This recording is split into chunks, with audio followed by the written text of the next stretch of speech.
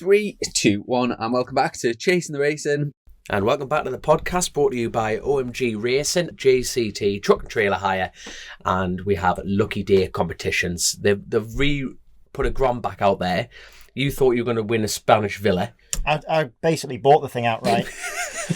And I bought that many tickets and didn't win, but never mind. There's some mint stuff on there. There really is. It's pretty cool. Well, they've got a rally deal on at the moment. You could buy the Arctic, everything. I've never seen such a big mix of stuff that you can buy.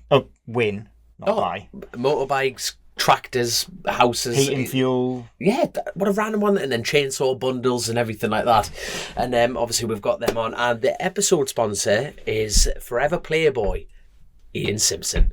And he's sitting opposite now. He's been sitting here getting ready to get involved in the crack, but here's your opportunity. How you doing, my man? Not so bad. Thanks for having me. No. Obviously, racing's a bit quieter now. You obviously couldn't get any proper racers, so you have to find all has-beens. Oh no, that's the only reason we got Christian. Don't worry about that. Oh, Herbertson. Can we delete that one, Chris? That's just painful. I'm trying to fill. We're not even 5 minutes in. I've been had. I tell you what, though, I'm glad you brought up this because Christian's just discovered he's got a £20 note in his pocket, trouser money from. Well, it's the old style £20 note. Either that, you're still. I'm a little bit embarrassed. You should be, because you look like an old drug dealer. You know what I mean? There's an old £20 note on that side of things. Absolutely class, man. It shows me age. I've got an old style 20. It is good. It is good. But I tell you what. So, what is the crack with your nickname? What we want to know is the Dalbeattie Destroyer. Was that a racing nickname, or is that the local ladies that gave you that? No, it was actually James Courtney and Paul Thompson in Ireland. I was into rally cars quite a lot when I was in my sort of mid-20s. Had a few rally cars, and we're always just ended up crashing like most bike racers do that have a go in four wheels. They go like stink for about 100 yards and then wreck everything. So that came from wrecking rally cars, really. The Dalbeattie Destroyer. Now, hold on. Rolls off the tongue.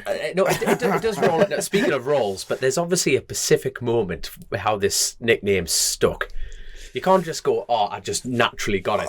There's a story it was behind this. When they got stickers made and put them in my rally car when I wasn't watching. John Crawford got some Slim Fast stickers as well. I've always been a wee fat pudding. I never get slim enough to be a bike racer. And John Crawford caught me drinking Slim Fast one morning and got Slim Fast stickers made up and stuff. So it was the same time as that. I forgot all about that. John Crawford's a piss-taking wee hooer. So Did you feel guilty drinking it or something? You hide behind the van or something? Probably. Probably feeling guilty. But I've done John Crawford now does a lot of rallying. He's an unbelievable talented boy. He's been like British Supersport champion a couple of times. He's Scottish rally champion. Back-wheel drive anyway, two-wheel drive rally champion. He's been Scottish quad champion, Scottish classic motocross champion. I've probably forgotten a few other things, but he's so good at stuff, John. He's one of the folk that can just turn his hand to anything and be really, really good at it. A dickhead then? He's not good at drinking right enough. He gave up drinking when he was I think I was with him the last time when he was about 20-year-old, and he got absolutely steaming and wanted to fight with everybody and cause a right scene. Hilarious stuff if you're there, but he obviously didn't like it so much. So he's never drunk since he was about 20-year-old. So that's the only thing I can pick him up for not being any good at drinking. Was he? I tell you what, I'm going to jump in. Obviously, we're going to go through your career, and I'm really looking forward to that. But who was the biggest character? That could be on or off the track. I'd have to say, I know it's an obvious one, but Jim Moody. Really? There's just nobody like him. He's just absolutely. He gets totally obsessed with stuff, but so in a funny way. Like I'm not talking behind Jim back here because I say it to his face. But I mean, we all call him the madman to his face as well, because he is. If you ask any of the boys that know him, like Brian Morrison or Ian Duffus or Ian McPherson, any of the boys that know him well, and I would bet my house if you said who is the biggest character you've ever known, every single person would say Jim. He is just a law unto himself. There's some stories that'll come to me when we're talking. everything Jim's got is immaculate. You know, I know Iddon has everything immaculate, but it's not. Nobody's like Jim. Everything is perfect, polished, clean. Everything is perfect. And we're at the touring cars at Knock Hill one year, and we're all just sitting about like this, blethering away, talking, about half a dozen of us. And all of a sudden, Jim was talking. All of a sudden, you see him getting right fidgety and getting really annoyed, and he stopped talking. What's wrong with Jim? And looked across the paddock, and he had a really nice Merc car then that was like a couple of years old or something, but cleaner than it ever came out the showroom. And John Cleland, who was a British touring car champion at the time, is leaning on his spoiler, or his car, like leaning right across his spoiler. And we all saw it, I thought, oh no. So Jim shouts, "Hey! Hey!" And of course, John Cleland deliberately heard him, but deliberately not looked up, because he's thinking, who's that weighing me? I'm not even. So Jim's like, "Oh!" So he's getting louder, like he's getting red in the face. So John Cleland looks up, and Jim's got the finger on him, "Off the fucking car!" And John Cleland's leaning in the car, and he looks up and he goes, "Please." And me and Brian and Ian Dovis and I all looked at each other, oh no, wrong answer. And so Jim's, "I'll please you." So he's run over, he's got him by the throat, lifting him off. This was a British touring car champion at the time. And he's got him on the ground, and he's choking him out on the ground.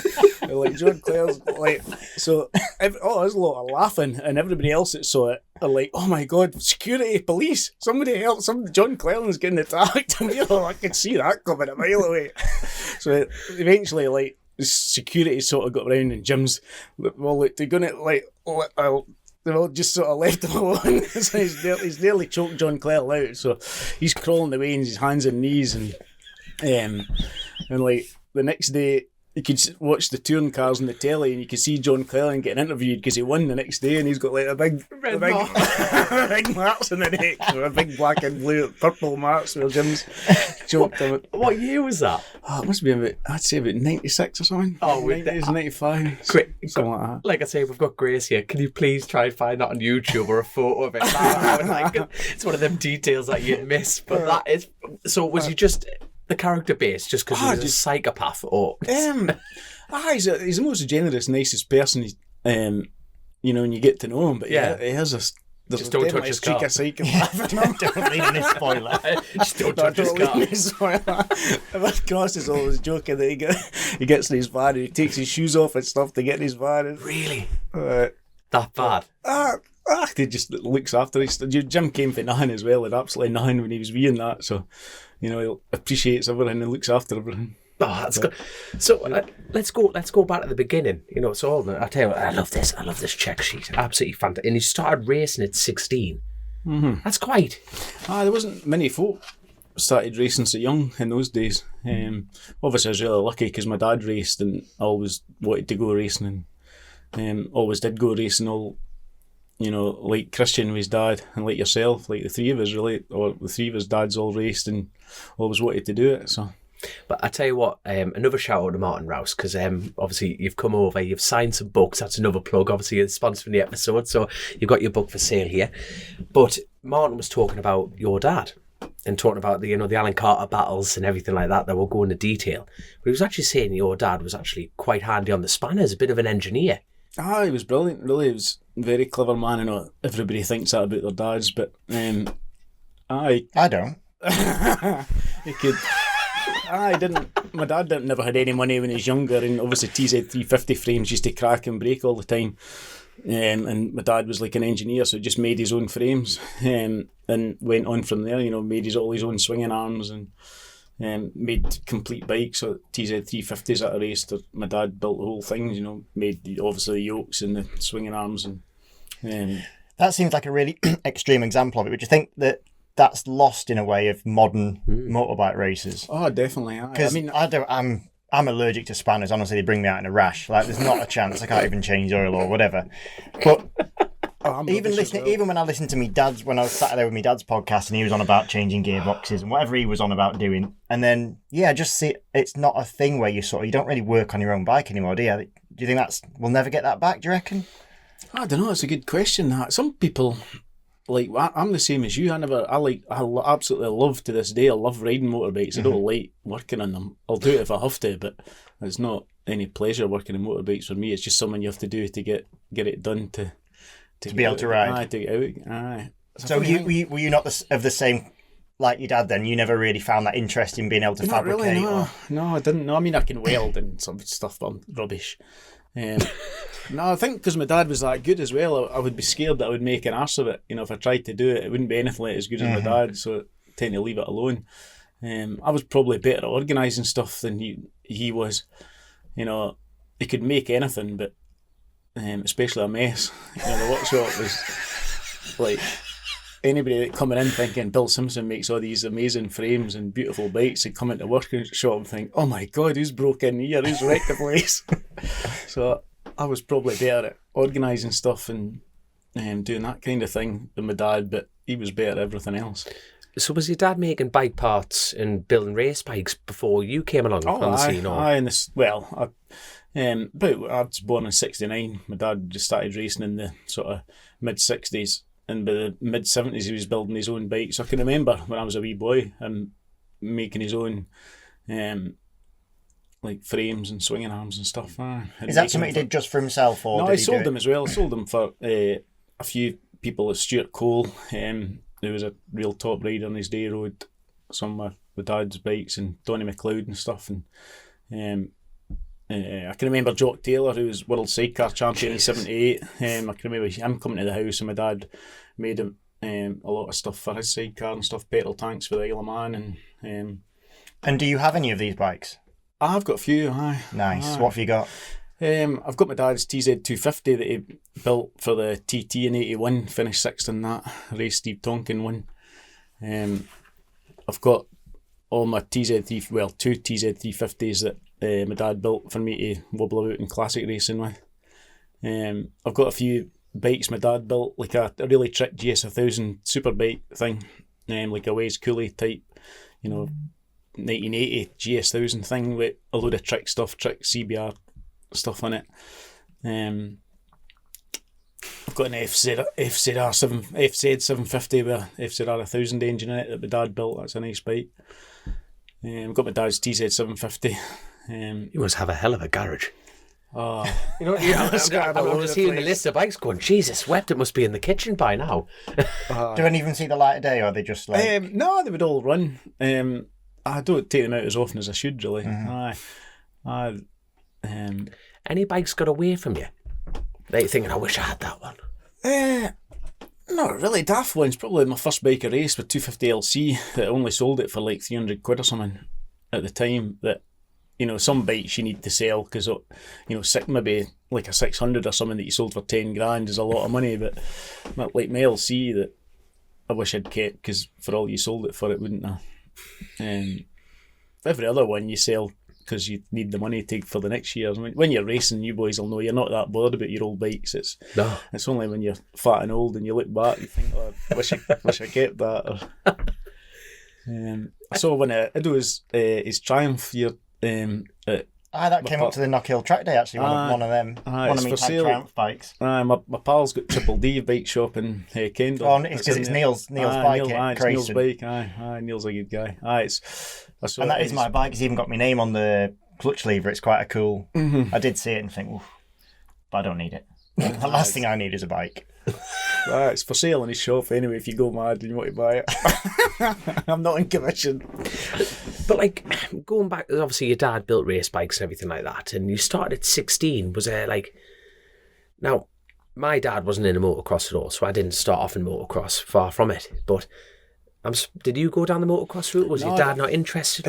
No, I would have loved to race motocross when I was young at school and stuff, but my dad was racing and running a business and working, and they would never have time to take me, so I was just left with my pals. All my pals had bikes. Still all got them, actually. The same mates that would go up the woods when we were 12 or 13 year old, we still go up the woods now on trials bikes and stuff, enduro bikes, so it's quite good to do a trip Victoria Trail It's a company in Spain near Malaga that's really good enduro bike holidays. Basically turn up and they give you everything, you know, and we go there every year with a load of mates that we all rode bikes at school and stuff. We still do that. So. Are you any good on a crosser? No. No, but I enjoy That's very it. honest of you anyway. You know what I mean? Alright, no, I don't jump off the end of a curb or something's enough for me. But I enjoy it. I like riding them. Me and Drinky and James Whittam and stuff. Drinky? He runs, Iddon knows him obviously, he runs James Whittam's track days with James. A bloke called Drinky runs a track Paul day company. Drinkwater. Paul Oh, Drinkwater. right, there we are then. Oh, that makes sense. Drinky, to be fair, I so thought you just sounded a bit let's just have a little bit of a Drinky love. So Drinky's just he used to run some like triathlon events, and the way that the Whittam track days came about, more or less, he didn't know Whit from anyone. Just decided he wanted to do some track days, wanted a front man for it, and just walked up to Whit and say, "Will you be my front man for me track days?" And what he wanted was like low numbers and just high quality track days. And then he just went about and did it, didn't he? So that's how I know Simo well, because we coach on those days together. And they're pretty good fun, aren't they? Good. That's what I enjoy about like everybody. There's no rock stars there at all. Obviously, James, all the Lee guys Johnston. apart from Lee, all the guys that. It's funny that because Lee is the total opposite of a rock star. Obviously, the last person in the world you'd ever describe as a rock star would be Lee. Just in case anybody thinks we're slagging him there. But I had a really good fun. I enjoy the crack with the modern racers, proper racers and stuff, and the stories that come out are real. When you're sitting in the garage having a beer at night or something, some of the stories that come out are really good. So it's good fun. It is true actually, because we span so many generations. I mean, I'm kind of in the middle of them at the minute, which is a bit Shut up, sad. man. No, you're not. But yeah, there's such a span from you and Whit down to Max Cook, shall we say, who was the youngest. Mm-hmm. What a nice lad Max Cook is as well. Yeah. Proper nice lad. Aye. But you said just then about proper racers. You are the most decorated racer that is in those garages by far. So what do you mean by proper racers? He's got you there. While you're thinking of Because an answer for that. you are the most humble person I think I've ever met. James has won more than me, definitely. Hold on. Let's just quickly go while you're thinking of good answers. But 600cc Super Cup champion, 91 and 94. And is 400 that national is that champion. basically super Super in Sport Super the same, Sport, aye. yeah. Super Sport just the same, aye. 400 national championship, 1993. Production power bike champion, That's the same as 1997. Super Stock, now what Super Stock is, really. There you go. Competed in 6 TTs, 1998, 93, 94, 96, and 89. That was the first one, and 98 being the last. You've won 3 TTs, and you won the last one in 1998. You've won Northwest 200s. We could literally... I'm looking forward to going through the rest of that list, but like he says... He bought it me now. Northwest 200s. 5 Northwest 200s, sorry. But like he says, as far as pedigree in that kennel of bike racers, Your trophy cabinet must be nearly as big as your garage by the sounds of it. Yeah, where do you actually have a house, or do you just live in a garage? My house is full of all the motorbikes I was bumming and blowing about earlier on that I've got. I've got a lot of bikes in the house. So keep quite a few. You are too humble for a podcast, So isn't humble. it? It's unbelievable. I'm glad you've got a fucking book, put it that way, because we can actually if anyone wants to read it, you'll get all the facts. But I tell you what, I want to go back one. You know, when you were talking about listening to other riders, how different is it? Are they all the same problems now? It's so similar. It's so obviously it's more professional now and boring.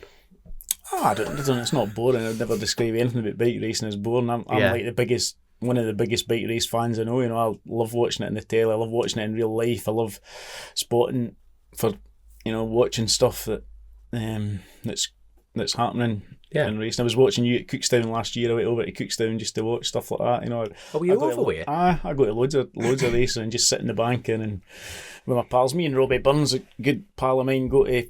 Me, him and Andrew's son go to a lot of racing, just watching, we go to TT every year, and I think a lot of that comes from when I was racing at the TT. I don't know how nervous you get, but I was a nervous wreck, so nervous, and before every race, you'd look at people sitting there just eating their sandwiches and having a can of beer and stuff with the radio on, and I'm thinking, I can't wait to give this carry on up and sit there on a bank. Really? And I can remember actually thinking, I can't wait. Thinking all I've got to worry about is whether I'm making my own sandwiches or buying them for the co-op on the way up. So we go every year, like with weird backpack, radio, sandwiches, and go and lie at good spots to watch, like the end of the mountain mile or something, or 13th milestone, or loads of wee good places where nobody really watches that you can get to. Have you ever sat down next to someone and they have no idea who you are and they're talking about the racing and they're going and they have an opinion and you're sitting there with your co-op sandwich going bell end? You know what I mean? I think everybody has that every 5 minutes. No, but it's a lot of the time you get, probably most because they are everyone idiots like that, but you get a lot of like Irish boys and stuff that you see, Irish fans that know everything about all the riders and the racing and stuff. So, you get to see.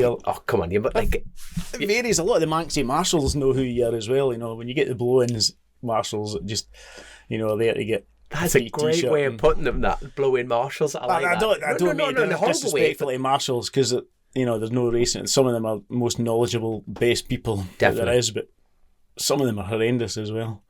No, but you're right though. Like that term, it's like, not derogative, but it's the fact that people turn up to the island who have never done it, and I think you need a minimum of 500. I think my numbers are a bit off, but I think it's like nearly 550 just to get an event going. That's why you got to look after the good ones. The good Maxi marshals that have done it since with their dads and their granddad and stuff. You got to look after the folk because they're the important ones. They're the ones that know what's going on and know.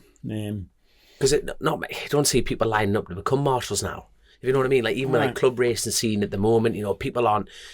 The book isn't getting carried over. There's no look after them a bit better. Yeah, 100%. And it's just like it's, even as races, even Christian put that old £20 in the pot just to keep the right marshals there. You know what I mean? But there's.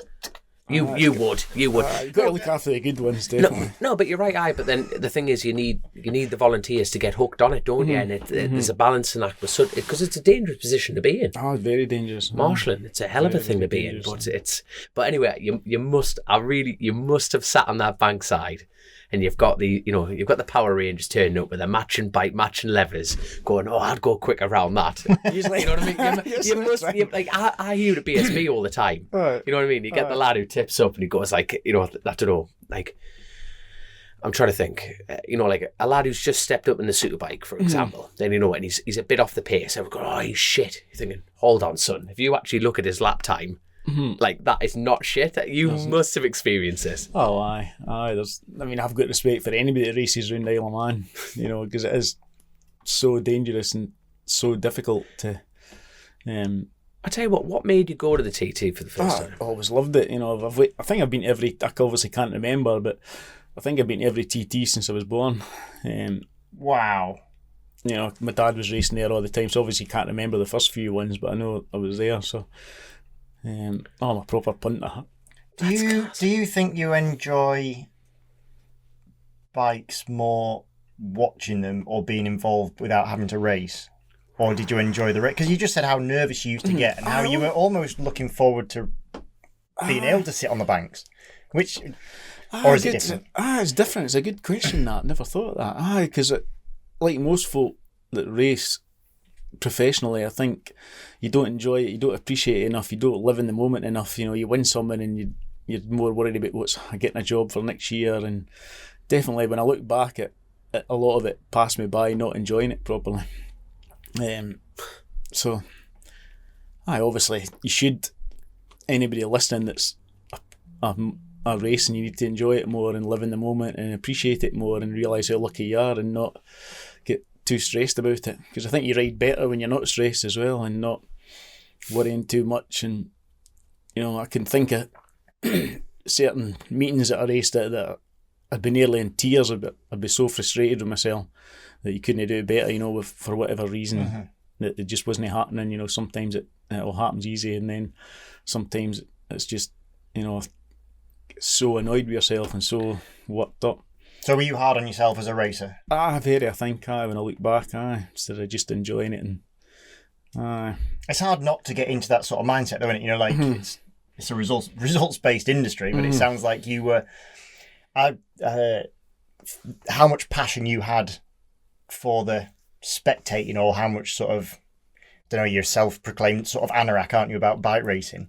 It seems like you came into it and you just happened to be all amazing at it as well, and then that sort of then comes in but almost takes away some of the enjoyment from it. Because I know on the track days, like, we have a blast, don't we, on the track days it's doing good them. fun. Aye. It's funny because, you know, some riders, you hear modern riders now, they want to be MotoGP champion, or they want to be World Superbike champion, or they want to be BSB champion, or whatever. And I was thinking, if I could win a 250 production race at Knock Hill, I would have died happy. You know, I would have thought if I could go into a grid and win that race with, you know, like, I can remember watching at Carnaby and stuff, 250 production racing in its heyday, when I'd be like 14-year-old or something, and there'd be like 80 bikes trying to qualify. I thought, imagine winning out of all the 80 riders, how cool that must be. If I thought if I could have done that, that would have been enough. So, you know, I don't look back. I was listening to the one podcast you done with James Whittam the other day that I thought was really good, you know, because James is quite an inspiration, you know, he's so positive and funny, and, you know, I've never heard one person say one bad thing about James Whittam. You know, he's such a good genuine person. And he was saying, you know, he's so happy. He's looked back at his racing and thought, God, I've done well at this. I've done all right at this. And I feel a bit like that as well, you know, absolutely no regrets, or, you know, no, I just loved every minute of it, really. That's looking back, probably not as much when you were doing it, but looking back, it's like you can reflect and be. It's not a nice thing to have regrets, is it? And think you should have done this and should have done that, because you can't change yesterday. You better be positive and enjoying living in the moment and living for today. You're 100% right. I feel like we could. I don't want to end the show, but I feel like it would be a good point to end the show. But we're not going to. Don't worry about it. You're not getting rid of it. I feel like if Grace can cut that and just slap that randomly, no context, and just go, that fucking mate. Because to people watching bike racing, you know, if you go and watch BSBs or TTs, it looks so glamorous. You know, you see Michael Dunlop with the Isle of Man spraying champagne or whatever, and it looks so like he's got the perfect life. But the stress and the pressure and the. I know Michael quite well. I've been in South Africa with him last year and stuff, and, you know, going for a pint with him and having the pressure away for racing, talking to him. What a humble, nice lad as well. You know, I said to him, how nervous do you get at the Isle of Man? He's like, God, absolutely kills me with nerves. How nervous do you get? Oh, shit myself. No, you know what? Like, for me, it's the fear of failure. Because you get one crack at it a year, and I think, to be honest, I feel like I've carried that momentum in every race. You know, it's like you put all that work in. It's like I call it like the 90-10. You know, 90%'s all hard work, 10%'s the riding. But you need that 90% to make the 10% to make it work. But I get fear. My fear is not succeeding in myself. I'm not like, you know, if you put me on a PSP grid, you know, like my idea of success is going faster. As corny as that is, same with me in the TT. It's like, now, you know, I've got my speed, and now my idea of failure is going slower. So, but then at some point, that's unfortunately going to get, like, you know, it's going to get to a point where I'm going to have to win a race to improve, which is quite exciting in its own sense. But when I line up on the grid at the TT, it's not, I'm not coming home or anything like that. It's if I come in and I look at my dad and he goes, "You've gone slower," it's a long boat home. Do you get wait all year? Iddon at BSB? You still? This is your podcast. What's going on here? I'm surprised that you wouldn't say yes straight away. I go quiet, so I think I am nervous. I don't always show it. So I'm not nervous when I'm riding. What I don't like is the bit not long before. So I'm happy. It's a bit of a weird thing. I don't get into the zone or nothing like that. You know, some riders like to sort of get into a focused area. The bit that I like is when I put my earplugs in and they start to fill out, and it's sort of, I go into this quiet sort of, you know, just before you put your helmet on. White noise kind of thing. Yeah, and almost everything sort of quietens down. You've got all this hustle and bustle and they're getting the bikes ready and, you know, all that sort of things going on. You've got people in your ear and everything. And then the earplugs start to fill out and you just know that shit's about to go down, you know, and it's all like, and then I'm quite happy. Put your helmet on and go. But yeah, I don't like all the bit before. I don't like all the waiting around. Then I do feel nervous in I'm not the same person. I know that. So I don't necessarily feel nervous, but I know I'm not the same person, so I must be, if that makes sense. Most bike racers are kind of selfish arseholes. I mean, I do also go to the toilet many times on a race weekend, so I'm literally shitting myself, I guess. Right. So yeah, I suppose my nerves do show in a different way. I think you've got to be quite selfish in a lot of ways, don't you, racing bikes? Yeah, I think for any sport you do, don't you? But yeah, racing bikes especially I think for you guys that do the roads and stuff, I think it's a different mindset again. Was your nerves any different from doing BSB, World Championship events, or TT? I was more nervous at the TT, aye. Why is that then? Just because you might not come home, you know. Was that a very forefront for you? Oh, definitely, aye. For me it was, aye. I think the bikes are a lot more unpredictable in our day. You know, the tyres are so much better now. I think you'd go quicker riding a bike from my day on modern tyres than you would on your bike now with the tyres we used to use, if you know what I mean. That's a great idea for a race. The tyres, I don't know where you'd find old tyres. Can you imagine how much fun that'd be? So for the first round of BSB, we have to have tyres from the 80s. That would be so much fun. Turn one would be magical. There'd be nobody left in the third lap. Unless that back mark I was talking about, just waving through the chaos going through it. So like the tyres were so unpredictable. You know, when you watch videos of the TT from, you know, maybe watch a Joey video from 87 or something, he's not using all the road in a lot of places. And it's basically because the tyres are so unpredictable, the bikes would wobble so much that you couldn't use all the road. You know, you'd be plus or minus a metre where the thing was going to go. So you couldn't, you know, whereas now obviously you watch, you know, videos of Hickey or Davey or whatever, they're using every inch of the road, or Michael especially probably uses the most of the road, you know, because the bikes are more predictable. I mean, they're obviously faster, you know, not saying it's more difficult or more easy, and I think it's always been as hard when in any time, but the bikes are definitely more predictable for that, you know, but they're harder to ride because they're so fast. So you had to sort of build in a level of a level where the thing was going to go. Security, not security buffer, but you know what I mean, like, just in case you got. Because it did all the time. I mean, probably every lap it would have wobbled somewhere that you weren't expecting it to go. You know, for the listeners who were like, "What do you mean? Are we talking like tire carcass? You know, or are we talking like, explain that to people that won't understand."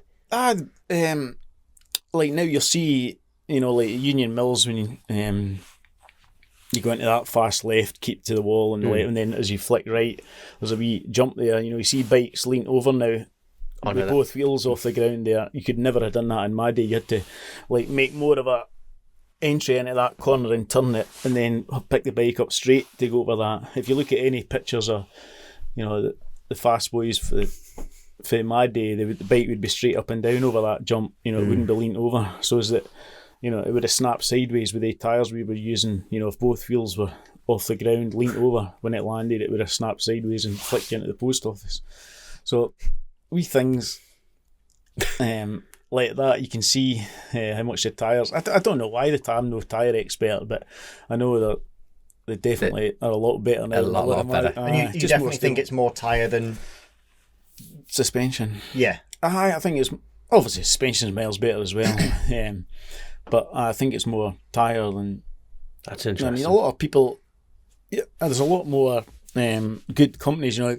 If you buy... Anybody can buy a super stock bike and go to K-Tech or whatever, or Rollins, and buy the proper stuff for it and, you know, get a base setting that is not going to be that far away, really. Whereas in my day, you didn't really have companies like K-Tech. My dad used to, like, you know, get shims made for forts and, you know, weld up holes and drill weird holes in them, or you know, like proper kind of make it up as you go along stuff that you couldn't just go to K-Tech and buy a 1,500 quid fort cartridge that you know is going to work and just bolt it in. So first class bike I rode down Bray Hill was my mate's 500 twin bomber.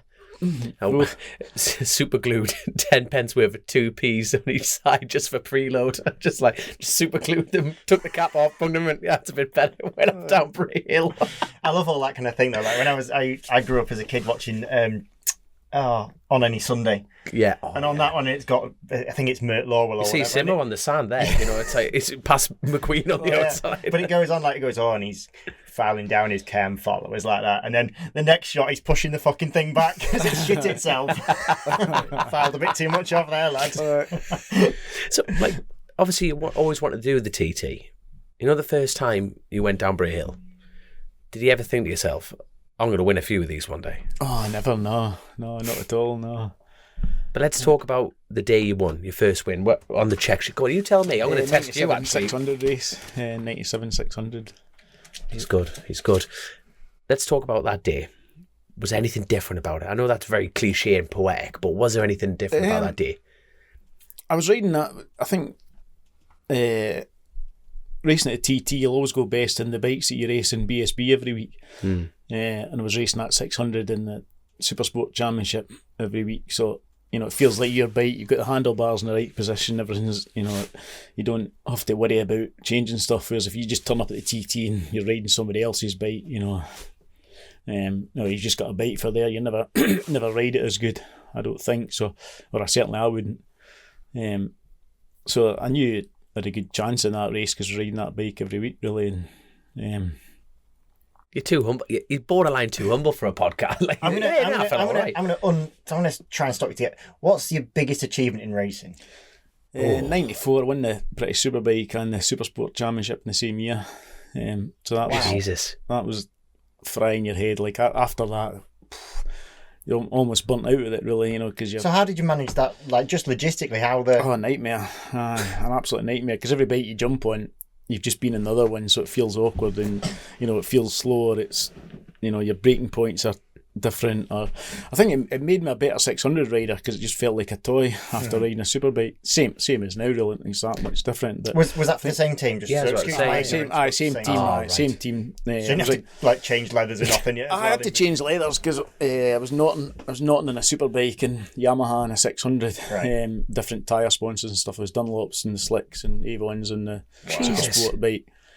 So you were changing leathers, but that was hard going, really, especially in the superbike. I think it probably made you a better rider on the 600, but probably slow you down in the superbike. And what guys were you racing against for those two championships? And which one was the hardest out of the two that year? Superbike's always hard. It was it? And in the superbikes, it was like Jim Moody, Phil Borley, Mark Farmer, James Hayden, Michael Rutter, Steve Hislop, David Jeffries, Matt Llewellyn. Just a few. It's like a who's who. James, just a few of the boys. A few races. Fogarty would have turned up at a few races and won them. The usual. And 600s was like Mike Edwards, Ian Duffus, the usual 600 boys of the day, Ian McPherson and stuff. There's the Scottish contingent, just because a lot of them names are Scottish. Why is there such a good stock of Scottish riders, considering it's such a small and you've only pretty much got one circuit, do you think? That is a good question, actually, because now in Superbike, who we got now in comparison compared to that list? John McPhee, Lewis Rollo, Rory Skinner. 3. You'd be struggling to come up with. Nah, but even so, like you say, like for a cunt with two tracks, East Fortune, Knockhill. One track. But one, no, one on the BSB calendar. Two tracks because they go backwards. Oh, here we go. I like East Fortune. East Fortune's mint. It's a great, it's miles better track than Knockhill, I think. Is it? Oh, miles better. That's a man with taste right there. Have you ever been round East Fortune? Never been. So you cannot slag it. I didn't slag it. You bought it. There's only one track. Yeah, that's a slag, that, mate. That's a miles better track. Well, for me, I mean, there's nothing there. It's only the track. There's not. Dog kennel up the road, but that's there's not like garages or there's not much. But the track layout's absolutely brilliant. But you have had, you've got your Moody, you've obviously got your Hislop, you've got McPherson was World Super Sports and stuff like that, all in the same sort of era and time.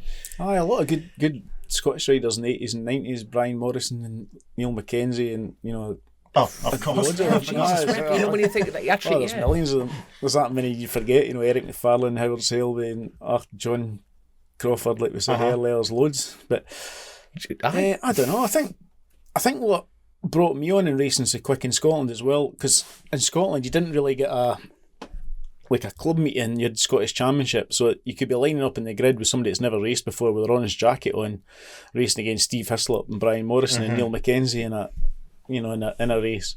Yeah, there wasn't that distinction between a club meeting and then. So you either sunk or swim, really. You either got lapped every 3 laps and went home and thought, I'm going out. I'm going to go watch a football or something. But so I think it probably brought riders on quicker because, yourself, if somebody's passing you and they're going like stink, it doesn't have to wake you up. We've all had everybody that's raced as somebody passing you thinking at some stage in your career where you think, what? How do you do that? We've all had that with someone. All right. Was there a point at which when you then felt you were starting to make it? Yeah. I think the first 600, there used to be a championship, a Honda Cup race where everybody had CBR 600 stock bikes and really good prize money and loads of bonus and prizes. Obviously, whoever at Honda put that together done a really good job because it was like prize money for fastest lap, prize money for the best under 21 rider, prize money for the different things, and I'd done it in 87 and I think my best result was a 6th or an 8th or something. There's a lot of good riders in it. Wolsey Coulter, Steve Hislop, Brian Morrison, Ray Stringer, all the boys. I never mentioned Ray Stringer in 84. He was proper good rider in his day. And I can remember Dyson for the lead. There's a few as Dyson for the lead in the first British Championship race in 88, like with Brian Morrison and Mike Edwards and stuff. All these guys that I looked up to that won everything, and all of a sudden they just seemed to, someone clicked and I was in amongst them. I ended up finishing third in the race, but it was a good third. It was over the line 1, 2, 3. It wasn't like 20 seconds back third or something. It could have, if it had just been a wee bit more aggressive, it might have won that. So that was it. I can remember thinking, I can't believe I'm actually mixing it with these boys that were your heroes when you were watching them growing up, winning races like that. What kind of character are you when the visor goes down? We're sitting opposite you, you love racing, you're smiling, you're humble, but what are you like when the visor goes down? I don't know, it's hard. It's probably better when other people answer that, isn't it? I feel like, who could we ask? I feel like we could do like a call your friend. We had some of the crack before the crackdown when we were talking about personas on and off the track. We were, it was actually quite an interesting. So, was your persona when you were racing? Was it as you are now, which is super humble and just? I don't know. I think so. It's funny that we're talking about who was an absolute psychopath on the track and yet a gentleman off the track. Like, so the first thing that comes to mind with me was John Reynolds. Again, I'm not talking behind his back, I'd say this to his face, but John was unbelievably aggressive. If you put a pass in him, you had to make it stick, otherwise you're just going to turn it and you lean on you, like T-bone you to the next corner or whatever. And yet afterwards, he'd come in and just be an absolute a gentleman. There's another rider, you boys probably won't remember him, but Howard Whitby on 600s. Ian McPherson always goes on about Howard Whitby. What an aggressive rider he was. He was horrible. A really nice fellow. He was a postman and an absolute gentleman. But I can remember once he cut me up at Brands. He chopped a 600 race at Brands in the wet. He chopped across the front of me at Paddock. Just let his brakes off and turned in on me at Paddock, and so nearly crashed, so nearly tucked the front when he turned in on me. And I'm like, I'm going to get you back for that. I'm like, I've got steam coming out of ears, but there's only about 3 laps left in the race, and by the time I managed to gather my thoughts to get him back, obviously the race was finished and he beat me and I never got him back, so it's boiling inside him. I'm thinking, I'm getting you for that, I'm getting you. So next weekend at Olton, the next race at Olton, I can remember going into Druids, and I passed him into there and just basically punted him, rode into the side of him, punted. You'd never get away with that nowadays. Stuart Higgs would be straight up the race control and banned for about 6 months. So I basically rode into the side of him, punted off into the, saw him out the corner of the eye, disappeared off into the bushes. Get in. Then I thought, shit, he looks quite a hard bastard. He's going to be after me after this race. He's going to be coming and wanting a fight. So after the race, finished the race and he came round and I thought, right, here we go. And he's like, oh, that was a hard move, but fair. Hard, but fair. Fair. There's nothing fair about that. It's like, so fair play to him. He could definitely dish it out, but he could take it back as well. He could definitely take it back. Have you spoken to him since about it? No, I've never seen him for I hope he's listening. I hope he is. He's a nice fella. I'll get you a pint for that, Howard. Sorry, old pal. That is class. I tell you what, when you talk about personas, we can't not mention him. Chrissy Rouse. He was 100% like that, you know what I mean? Just quite a nice lad and everything like that. But like even Kev Pinder, one of his best mates, called it the crispy special. You know what I mean? You just sit people up from 1,000 yards. Fair play to him. He's been in Stuart's office a few times. He has, but he probably talked himself out of it. He probably did, yeah. Sorry, Stuart, I won't happen to get next race. Boof, have one of them. But did you know anyone on the opposite side of that who was like... Jim Moody was very, very fair on track. Never... Really?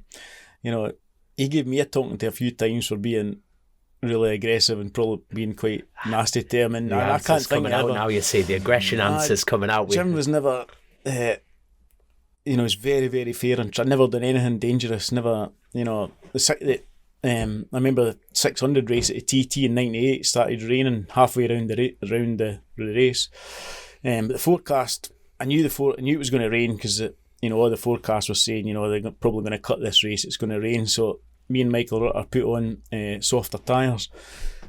So the first lap, Jim was away and he was leading it by a fair bit.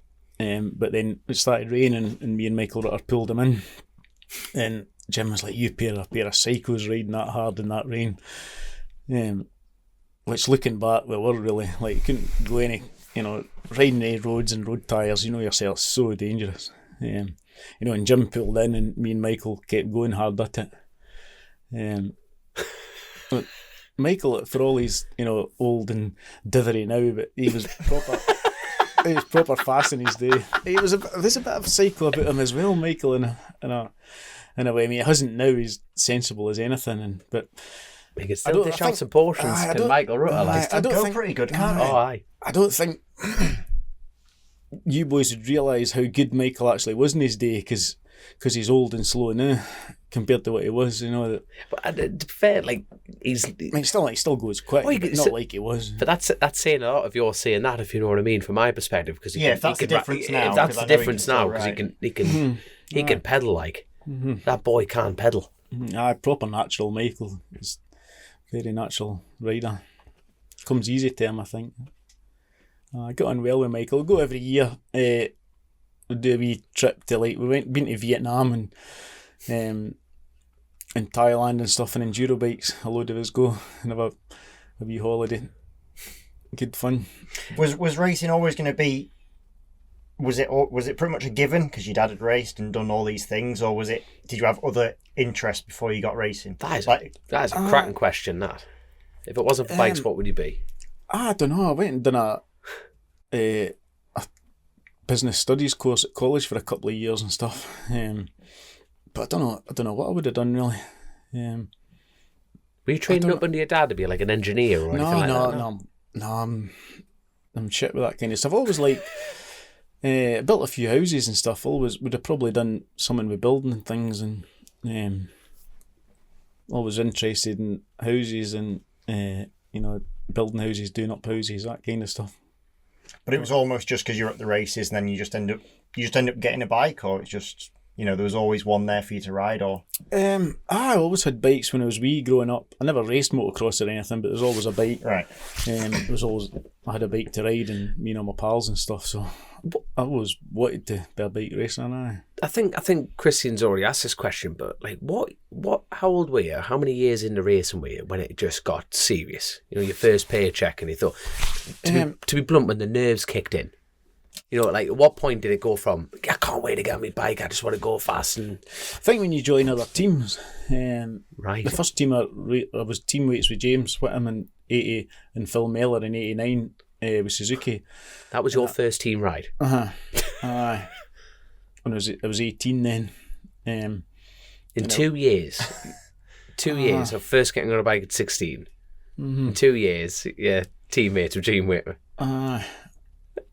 It was a good team, but obviously it's not the same when it's not your own bike. And I used quite liked having my own bike and my own wee team with my dad and stuff. And did you knock on doors for that, or did they? No, Mick Grant came to me.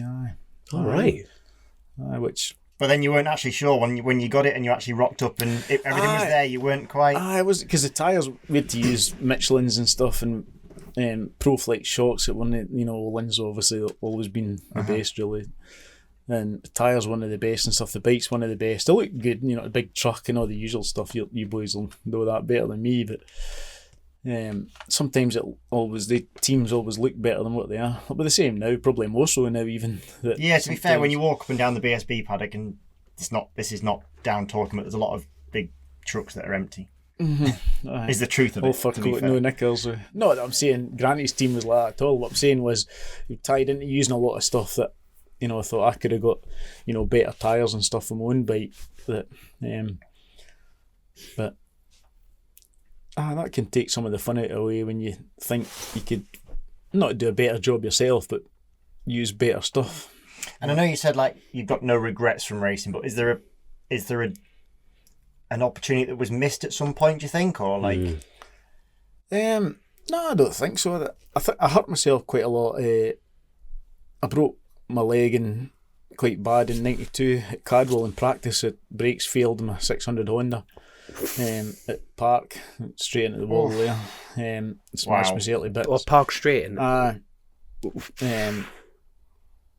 Like no brakes? Or just no brakes. The bolt broke holding the master cylinder on. How long did you hold on? Or can you remember how long you held on to it before jumping off, or can you not remember it all? I can remember jumping off quite soon, but then you're going so fast, you're just skating across straight into the wall. I think the wall was closer there as well than what it is now. I mean, it's not very far away now. It's not far away now. No, the bike's a lot quicker, obviously, now, so it's probably more dangerous now, even. But so '92, I was probably riding my best then, looking back, and then hurt yourself, knocks the stuffing out of you a wee bit, and takes a bit out of you. But you just you do start to doubt yourself naturally a little bit, don't you? Not skill wise. I mean, you're in pain. You're like, well, why am I doing this and everything like that. Have you? How many of those do you think you've had? Leading up to it. Then '95, I had my best ever year racing in '94. So I had a good ride in '95 with Castle Honda and BSB, and that looked like the best team. You paid good money and good trucks, good mechanics, and everything looked really good. And the bikes weren't really competitive. I broke my leg at Knock Hill on that again, and then you start doubting yourself, thinking, "Why am I doing this?" And, all right. But he's quick. Were these all free rides at this point? I didn't pay. I wouldn't have rode any bike if I wasn't getting paid, or wasn't costing me anything, or getting. Sometimes maybe you didn't get paid directly for the team, but you get paid to do some meetings and stuff. So that's quite a relatively new thing. Riders didn't pay to ride for teams in my day, or maybe some did, but there wouldn't been any of the fast ones did, certainly. Riders got paid to ride. What do we think about? Oh, steady on fall now. So we've got the trailer on a slight angle there, slipping over. But is that ruining the sport? For me, it's totally ruining the sport. I think it is. I don't see how a normal working class punter like us three, how you could make two. How you could start off now racing. And obviously, you boys have got quite good at it, so you've got to a certain level now. But to start off racing and having to find that much money to do it, just the entry fees and the cost of tyres and stuff, and the cost of, I think the organisers really need to look at a lot of ways of how they can make it much cheaper. Which there's loads of ways you can make it cheaper dozens of ways. I don't know anything about it, and you boys will know more than me, and I could think of 10 ways that you could massively cut the cost of it. You know. Apart from cost cutting, do you think there was more money in the sport anyway, though? Probably. It's hard to know, but I would say there was, because I think in my day, if you were fast enough, you could make a living out of bike racing, winning more prize money than it. You could go and buy your own bikes, pay for your own team, and not really have any sponsors and make more money and prize money than it would cost you to go racing. Because prize money is not really a thing. Certainly not on short circuits. I guess Right. it is a little bit on the roads, but token gesture, is it? Not? Probably. Yeah, well, it is for what it is and what it brings in and everything like that. But are we ever going to see it going back? Looking back in history, do I dare say, money doesn't go back down, does it? Money only goes up. For the outside, you look at BSB and it looks so good and it's such a success from the outside, but in a lot of ways it's seriously fur coat and no knickers, because there are a lot of riders there that proper good fast riders that are making absolutely nothing out of it, which I think is so wrong when you're getting 60,000 folk paying 40-50 quid each to get in and watch Cadwell or something. And I think there's far too much emphasis on only BSB as well, because a lot of riders for support classes get treated like a piece of shit, and everybody starts, even Marc Marquez and Valentino Rossi start at the bottom, never mind normal folk like us three, not proper best riders in the world start at the bottom and work their way up. So I think you need to have more respect really for some of the feeder classes and some of club racing and stuff. I'll tell you what, let's talk. Regret is a strong word, but I'd like to talk about, there must be something on your bucket list that you didn't race. Or didn't do. Take the deep dive in here. Deep dive. Not really, no. I don't That's think, class. No, I'm quite happy with how Daytona too. I've done Daytona. Right, let's rack a list off here. Come on, Daytona as well. So when I was doing it, there was a lot more riders. There'd be about 250 folk try to qualify. There was that was a bit like racing in Scotland, where you'd have people with orange jackets who never even raced and they've bought a bike off their mate and they go and you could enter Daytona. So obviously Eddie Lawson and Scott Russell and stuff, all the fast boys, Duke Chandler and all of them get seeded through to the final. But me and Brian Morrison went, and Steve Hislop, Mark Farmer, Jim Moody. On big bikes? On Superbikes, 750s at the time, So we all had to go through these qualifying things. So you obviously realise, look, we can win these races, and seem big-headed, we can win them really easy, so we'll use shitty tyres for these qualifying races, so we get further through and learn on the track and stuff. And anyway, to cut a long story short, you get through into the final, the final 36 or whatever.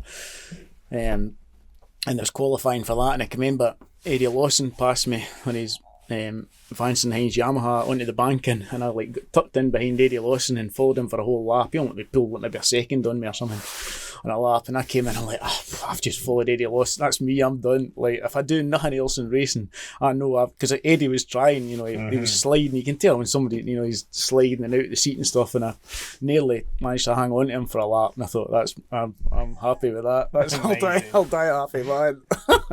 I've just followed Eddie Lawson for a lap when he was trying, and I managed to nearly hang on to him. So Racing Heroes, was he one of your heroes? He was so good, aye.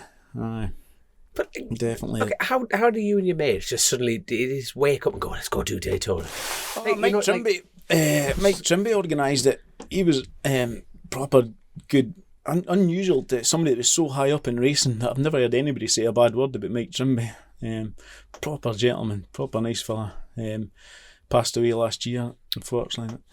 He was head of IRTA in the end. He was head of MotoGP, so it shows you how how well thought he was as well. But he put it together like a sort of team of 6 British riders together to go over there and do it. So that was good. It's quite. This story's in the book with it going on at other things, but I like a sticker. I don't know about you boys, but I just love stickers. So I'm a proper punter. Me and Jim I love it. I absolutely love it.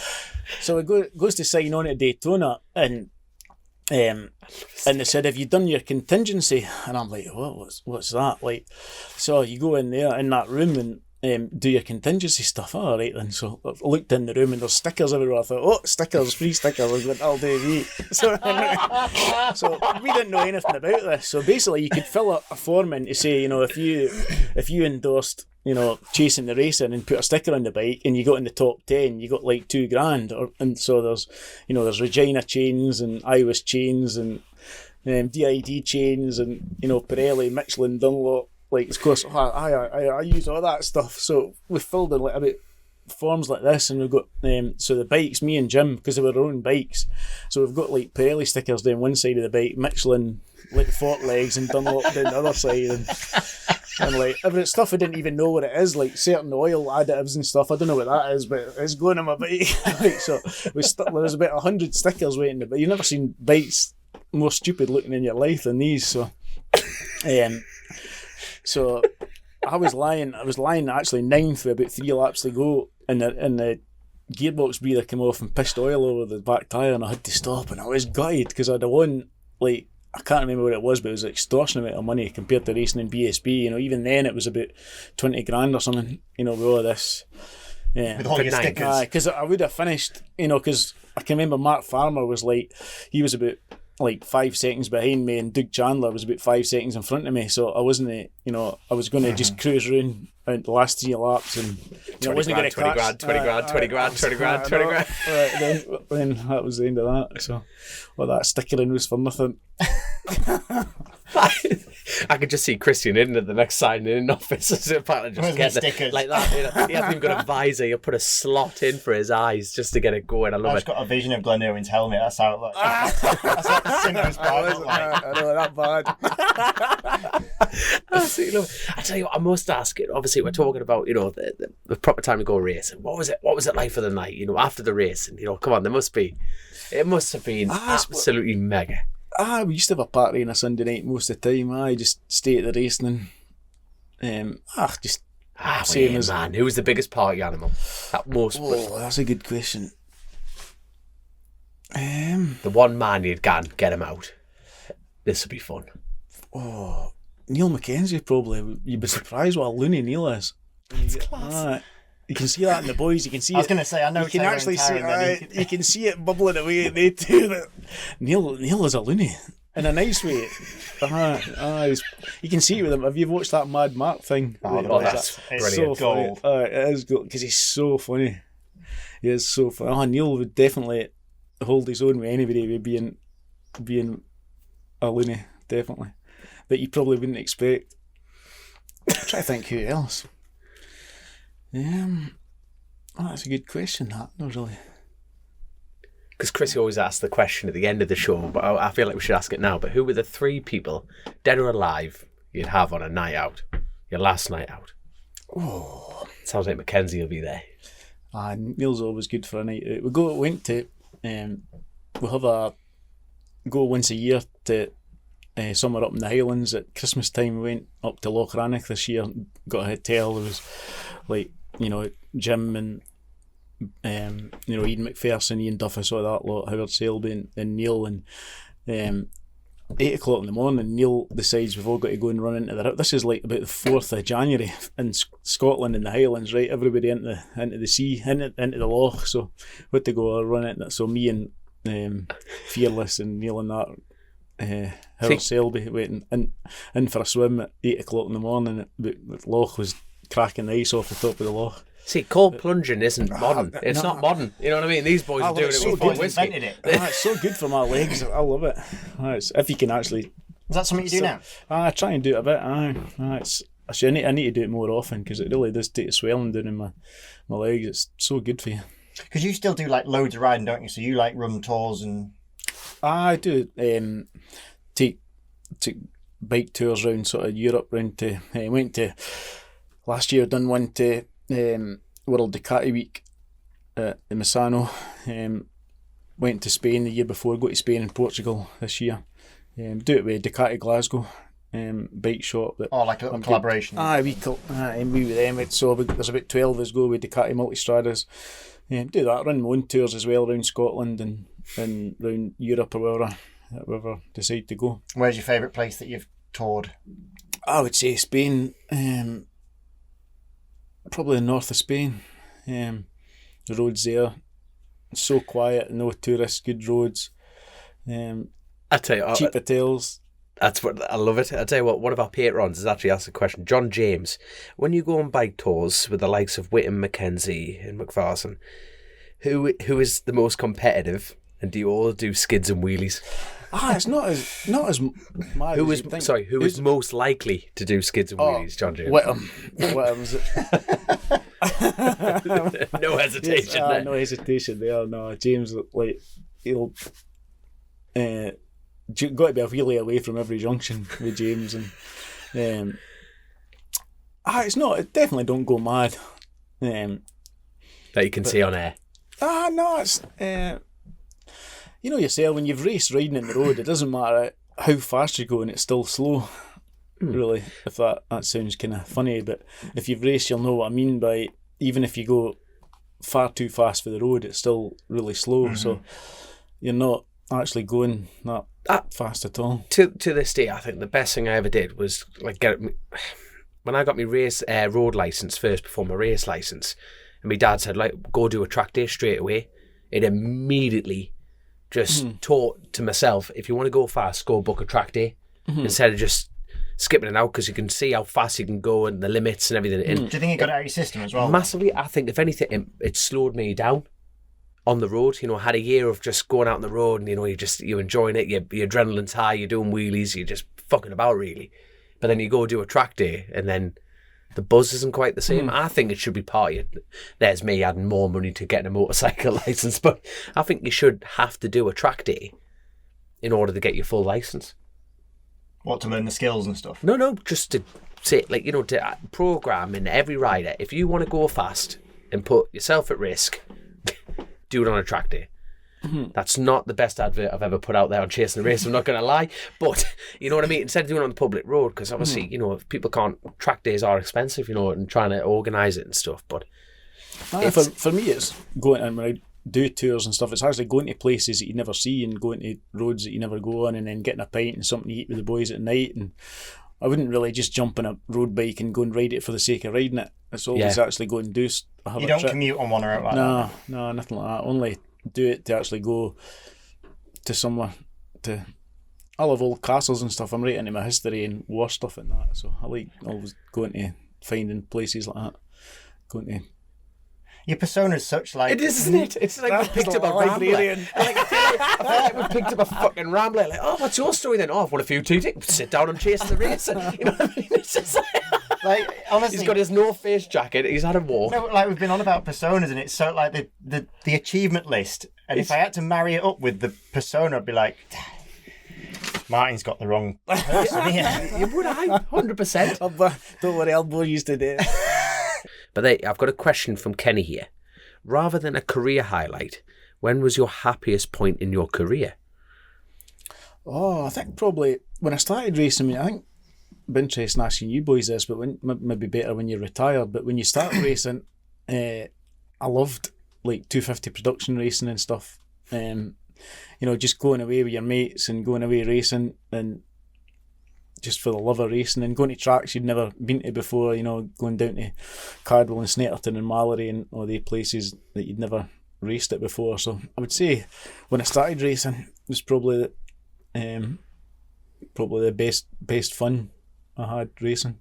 You would think it'd be when you win stuff, and you know, and you got all those big teams with, like, there's a couple of times you think that, like, I've got imposter syndrome here, you know, when you're racing for Honda or something, and you've got a big truck and there's like 5 mechanics just for you, and all this stuff laid out, like there's a rider's room, and I'm like, what am I supposed to do in there? You know, what am I going to do in there? Like, why? Well, you think I'm just a boy for Dalbeattie, like, I'm a bit out of place here having all this. So I felt a bit like that when you had the big fancy teams that that's class. Kind of imposter syndrome stuff that... It was more just when you started out, just enjoying the crack. So I enjoyed it the most just when you started. I think I was happiest when I first started racing, but I think you've also got that. Like, I got paid quite quickly, but I became professional quite quickly. But I didn't realise the situation I'd got in. Too, yeah. So I was so green to it and had no realisation of the people I was racing against and what was going on. Actually, I was very relaxed. And because it came quite easy to me, I'd say that was like my happiest bit, because it was easier. I didn't feel any pressure to start with. I felt a lot more pressure when I then got into the short circuits, because then, yeah, for sure. The not the risk, but the risk of the financial risk goes up massively, because I was paying for certain things and, just tyres and crash damage and whatever else the first time I did it. So yeah, then a lot of the fun element goes out of it. I can imagine, we're talking about people having to pay for rides and stuff. It's like, you think they're going to look back in years and years to come. Are they going to resent it? I would. I've never paid for a ride. I've always paid to go rate. You pay it. You put diesel in your van, you put tyres on your bike, and I've always built my own bikes. And it's like, if I crash it, it's hard. like I fix it. But I had a sponsor that would have paid for my rides, and right. My second or third year it was, I had a team ask me, have you got something to bring? And I said no, even though I had it. But I think you can easily get, once you become a paying rider, not regardless of your results, but more or less regardless of your results, I think it's very hard to get away from that. Yeah. So I got fortunate that I then found another seat that didn't require anything to bring. But yeah, I certainly played the game. But that was because I didn't want it to go forward and keep having to, every year I need to bring X amount of money. So I just went, no, I ain't got it. So it was a bit of a roll of the dice, but it worked. But yeah, it is a difficult one.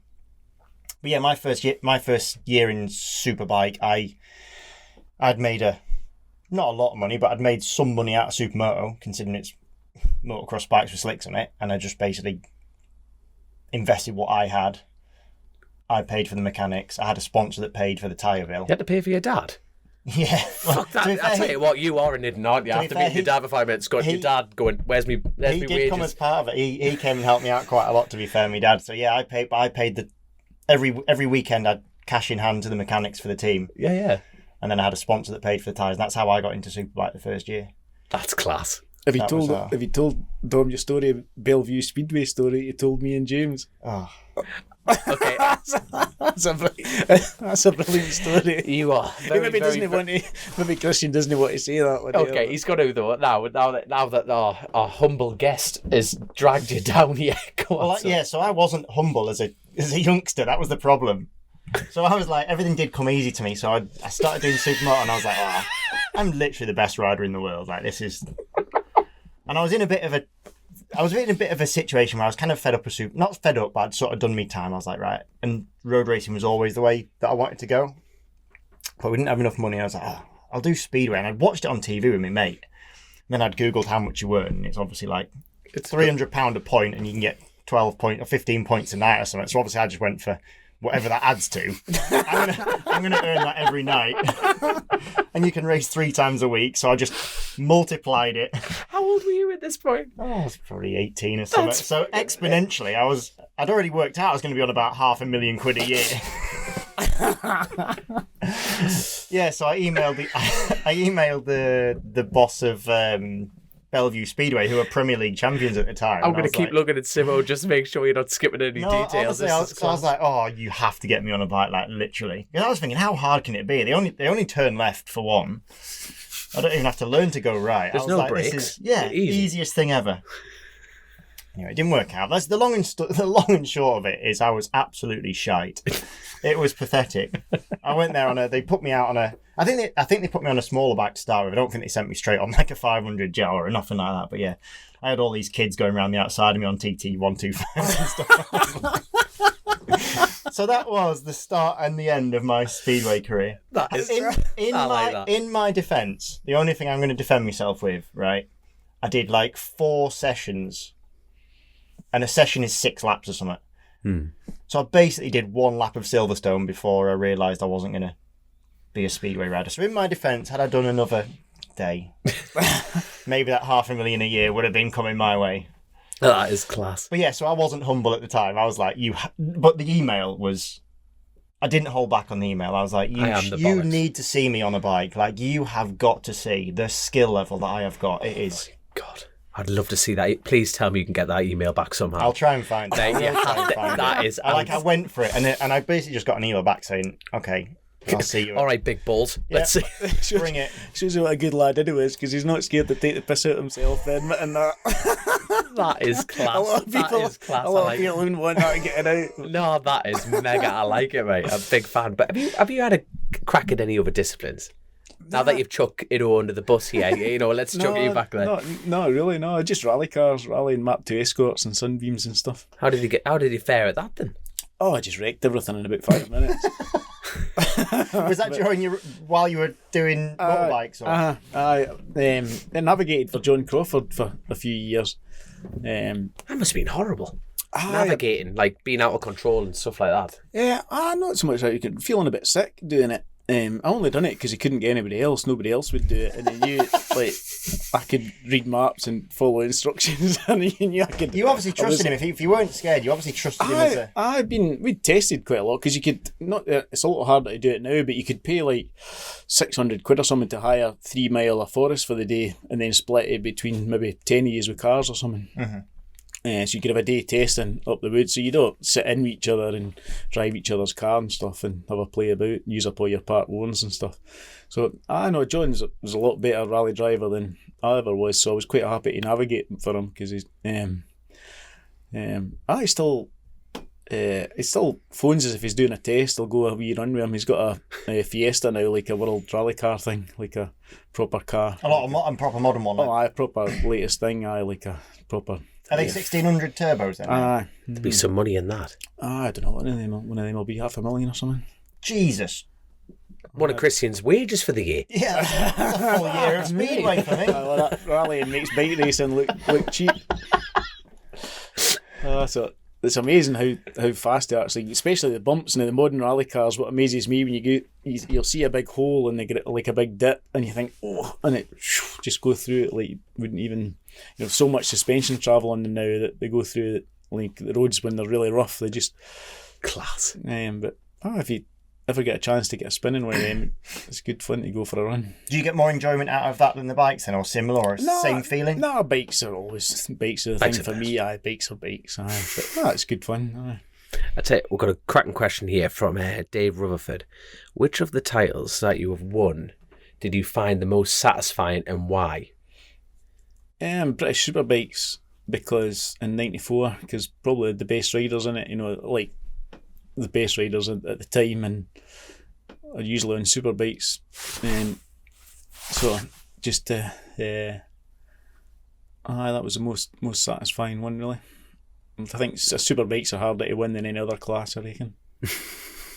I like it. Oh, Alex Chapman, what was the scariest moment you've ever had on a bike?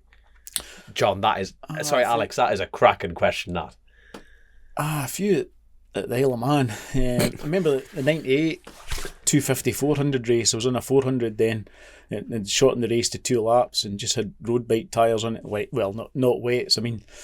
And I can remember being flat out going up the mountain mile, and the thing aquaplaned and went sideways, and the only way I managed to stay on it was because you're going that fast and you're going that much momentum. The thing snapped completely sideways, and if I was going a bit slower I would have been off it, but just because you're flat out in top gear, it just went straight on. I managed to somehow, pure luck rather than anything else, I stayed on it. And I thought, I'm pulling in at the end of this lap, and I pulled into the pits, and the boys doing the pit stop are like, what's wrong? I'm like, oh, nothing, I can't ride. And they're like, you're leading the race, leading the 400 class anyway, not the race, but and I proper shit myself with that. So did it go back out? No, I just done really? one lap and pulled in. Even though you've got wow, that must be, now that's a moment.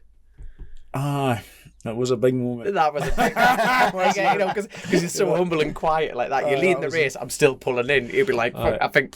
That was horrendous. It was so slippy. So, really, really dangerous.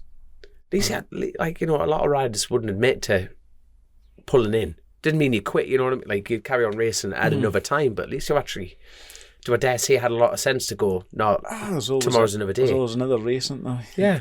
Were the team okay with that? Probably not, but Because I think there's a lot more acceptance in the Isle of Man for sure, that if you pulled in, people are actually more accepting of it. Probably, because I don't like to think I was a quitter. I'm not like, it wasn't without good reason, but I'm thinking, I'll carry on here, I'm going to splatter myself with any more of this, because it's unpredictable, and no tyres and that much rain. Yeah. It's just so, because I wasn't doing anything that if I went round for another lap, I'd have done exactly the same again. And it's different if you've made a mistake and you think, that was too hot in there, or that was a bit desperate. But when it's something you think, I would just go around, and if I did another 6 laps, I would do exactly the same as what I'd done there. And it makes you frighten the life out of me anyway. And your career was curtailed short, would you say? I sort of retired when I was about 28, so 29, something like that. So a really short career span, really. So from 10 years, I guess, of being pro, because you said at 18 you pretty much got your first professional ride. And am I right? Is it that your last TT, you won the senior in the last TT that you did? So then, was that an injury then that stopped you from carrying on? I broke my leg in 99 at Snetterton, and then I broke. So I was out for the rest of the year before the TT or Northwest or anything then, and then the next year, first race back, I broke my leg again. So even then, as soon as I'd done that, I thought that's definitely me finished. So that was, so in your head you were like, so physically you reckon you could have carried on, but it's flicked a switch? Or? I flicked a switch. I just fed up of hurting myself and fed up of being in crutches, and I just flicked a switch, and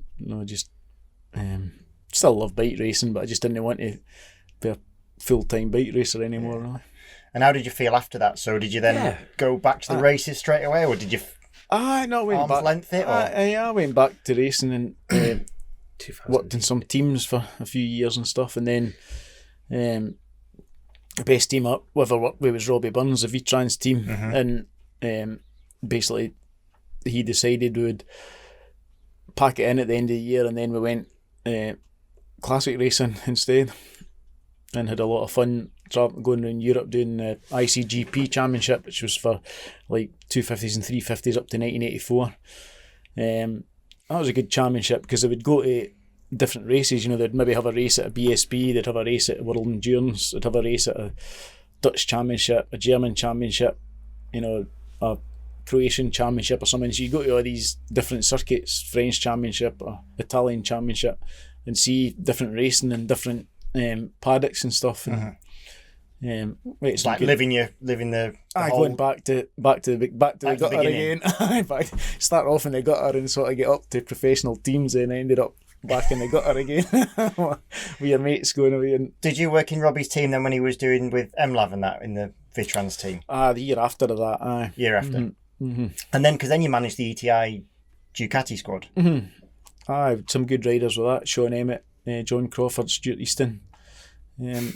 A lot of good riders. And what was it like? Because actually, like, you've got the persona. We've talked a lot about persona, but you've definitely got the persona to be. I'd quite like you as a team manager, to be fair, because you're pretty chilled and relaxed. You'd be just like, hey, Christian, just a bit more, son, just a bit more. Simo said.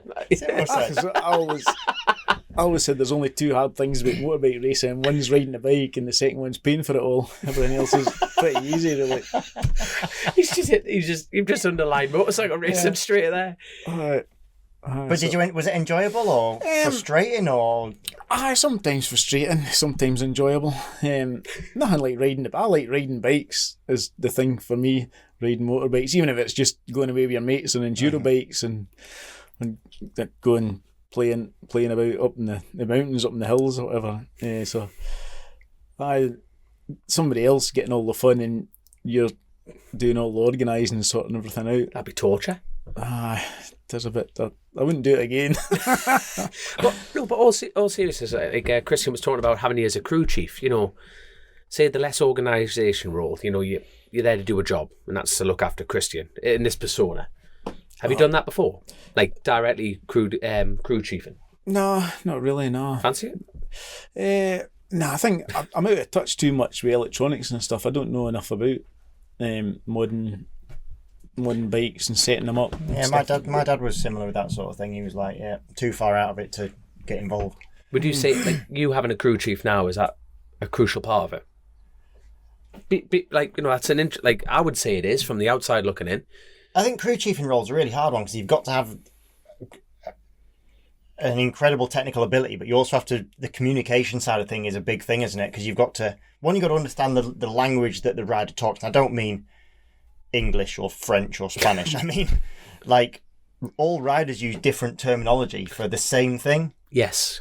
So that's why sometimes riders take a crew chief with them to different teams, because they've got that rapport, and if a rider uses whatever terminology they use, there's a direct understanding. So it's a quicker way. But yeah, I think having someone that understands racing is important, or someone who's been there and done it. But the electronic side of it, though. Maybe not necessarily from a crew chief role, but certainly from a management or an upper management in a team, because I think there can be more understanding. Because I think as racers, we're all certainly on a spectrum. I don't think so. Understanding that spectrum, I think, is quite important. I've never had anybody that worked for me in a team that never raced that I thought they're switched on. The only people I've ever known or worked with have raced themselves. I think. Right. I think that comes across in a lot. One things that I know are going off topic a bit here, but when I watch MotoGP or World Superbikes or whatever on the telly, and it's not Neil Hodgson commentating or Michael Laverty, when it's some of the other ones, I don't even know their names, because it just, how can you commentate on bike racing when you've never raced? Apart, I get when you get two, you get like one that, like, Gavin Emmett's never raced, but he commentates alongside Neil Hodgson, and Neil picks him up on the stuff that he didn't know, because nobody knows if you haven't raced. And then when you get two commentators, that have never raced, it's just horrendous. It's just, to me, I just can't listen to them. When you've got such good commentators like James Whittam or Neil Hodgson or Michael Laverty, to have some of the commentators commentate. Like, one thing is that it drives me mad when they're commentating and they're saying, he's looking up the inside to pass him. This is a bit boring, but it's just it's obviously not, because if you've raced, you can't just sit right on somebody's back wheel into a corner. You have to sit at the side of them, and so many times they say, he's going to go up. No, he's not. He's no intention of going up the inside. And if you've raced, you can see that a million miles away that he's not. That's just a wee example. Or, somebody like Neil Hodgson would never say that, because he knows he's not going to go up the inside, because he's not lined him up and he's not commit. I would love to get him a job. Imagine him pulling up the commentator. Oh, shut up, man! Is he fucking? Sometimes you do get ex-racers that do it though, and you think, have you ever raced before? And some of them are fantastic ex-racers, and the commentating's a bit odd on some of them. But see, there's a bit of a thing in World 2-Pack at the moment, and they're stuck on the whole, like, watch how fast this Ducati goes, or not that lap. Because it's not any faster anymore, and you go. It's like stuck in a flipping. I know exactly what you mean, but the problem is, it's like when that our market's like 2% of the actual racers who have raced, and then they're trying to cater to a market that's like 98. But still, I'd love to. Have you ever done any commentating? No, not yet. Whittam's never said. Not yet. I actually did commentate the only World Superbike race James ever won in '94. Right. I commentated in that. Well, I was young and in the commentary box. I never said much. On TV or at the trackside? On TV, aye. That was the only one ever done. But bit of trivia there. How many World Superbike races did James win? I'll know that question now next time he comes up with it. Right. He's going to get straight down. But I tell you what, let's go back a bit. This is a fantastic question from Tony Rolls. What was the Norton like to ride? Does the rotary engine really work in a bike? I think it was good, really good. I think a rotary engine's a brilliant thing for racing, because it's light and powerful. But obviously the disadvantage is it uses loads of fuel. Its emissions are horrendous. It reeks like mad, and it wears out really quick. So I think that's why it's never caught on. But as a racing engine, it's a really good thing, because it's really powerful and really light and really small, which is obviously what you want for racing. But they've never obviously really developed it for the road, because it's unreliable and smokes and drinks loads of fuel. But the Norton was a great bike. With Brian Creighton, I was sort of thinking it more as a Brian Creighton bike, because it had Norton on the side of the tank, but it was really Brian's, a Spond and Brian Creighton bike. Brian, very clever man. He basically copied Wayne Rainey's 500 Yamaha. I think he took a bottle of whiskey into the Yamaha mechanic's garage one night and got his tape measure out. And basically just copied Wayne Rainey's 500, the the angles and weight distribution and swinging arm pivots and positions and head angles and all that kind of stuff. But no, it worked good. It was a really good bike. Is it not on our road? Like when they first sort of came out in the late 80s with like Trevor Nation and Steve Spray and stuff riding them, they're really fast in a straight line, but they wouldn't go around corners at all. Which is quite important for a bike, really. But the one that I rode actually wasn't any quicker, and it was the same engine, the same carbs and everything, the same ignition, basically the same bike, but the handling was good, it sorted out the handling, so it wasn't any quicker than the bikes in the day, like YZF 750s or, RC45s, early 916 Ducatis or treble 8 Ducatis or Kawasaki's. It was pretty much the same sort of speed, but it handled, it was lighter, so its advantage was being light. So have you had any bikes that you've just hopped on and just thought, can't wait to have a go, and have just been an utter disappointment? The opposite of that, the best bike I ever rode was Steve Wheatman's 500 Suzuki, like Kenny Roberts Jr.'s 2001 championship winning bike. That's an amazing thing. That's the best bike I've ever ridden by miles. Two strokes, you get so much more feel and instant throttle to back tyre feeling. Rode it around Spa. Terry Reimer was on his OW01 and I was on that, and me and Terry done 6 or 7 laps together, and that was enough before one of us crashed. I think the pair of us were getting carried away. I can see the folk that won the bike, get those pair of idiots in before they hurt themselves. Oh, class. And what about the worst bike? Oh, the worst bike. I'm not too keen on old British bikes, actually. I've rode a few. Oh, you see, you're swearing at me here, though. You like them, do you? Wait, I grew up, like, my dad's raced classic bikes my entire life. G50s, 7Rs, there was more oil coming out with them that stayed in them, they went... I've not... See, I love my TZs, I love old TZs and stuff. I had a few goes in old British stuff, and I've always felt like I was and have a few times actually going to crash them, but I've never felt like I was going quick. I've always felt like I was actually going really slow, but I feel like the front's just going to bounce out of my hands. Class. So sometimes they've been a bit of a disappointment, really, because I do like my old scrap, old things. Scrap. But you must have a bike that you thought, I can't wait to have a go on that, and then it's been absolutely gutted. You thought this has not lived up to it. My 1995 Castle Honda RC45, because that was like Hold on, the best team. Factory Honda. Well, it wasn't a factory bike; it was just a kitted bike, but it looked fancy truck, massive workshop, like Honda Louth and stuff.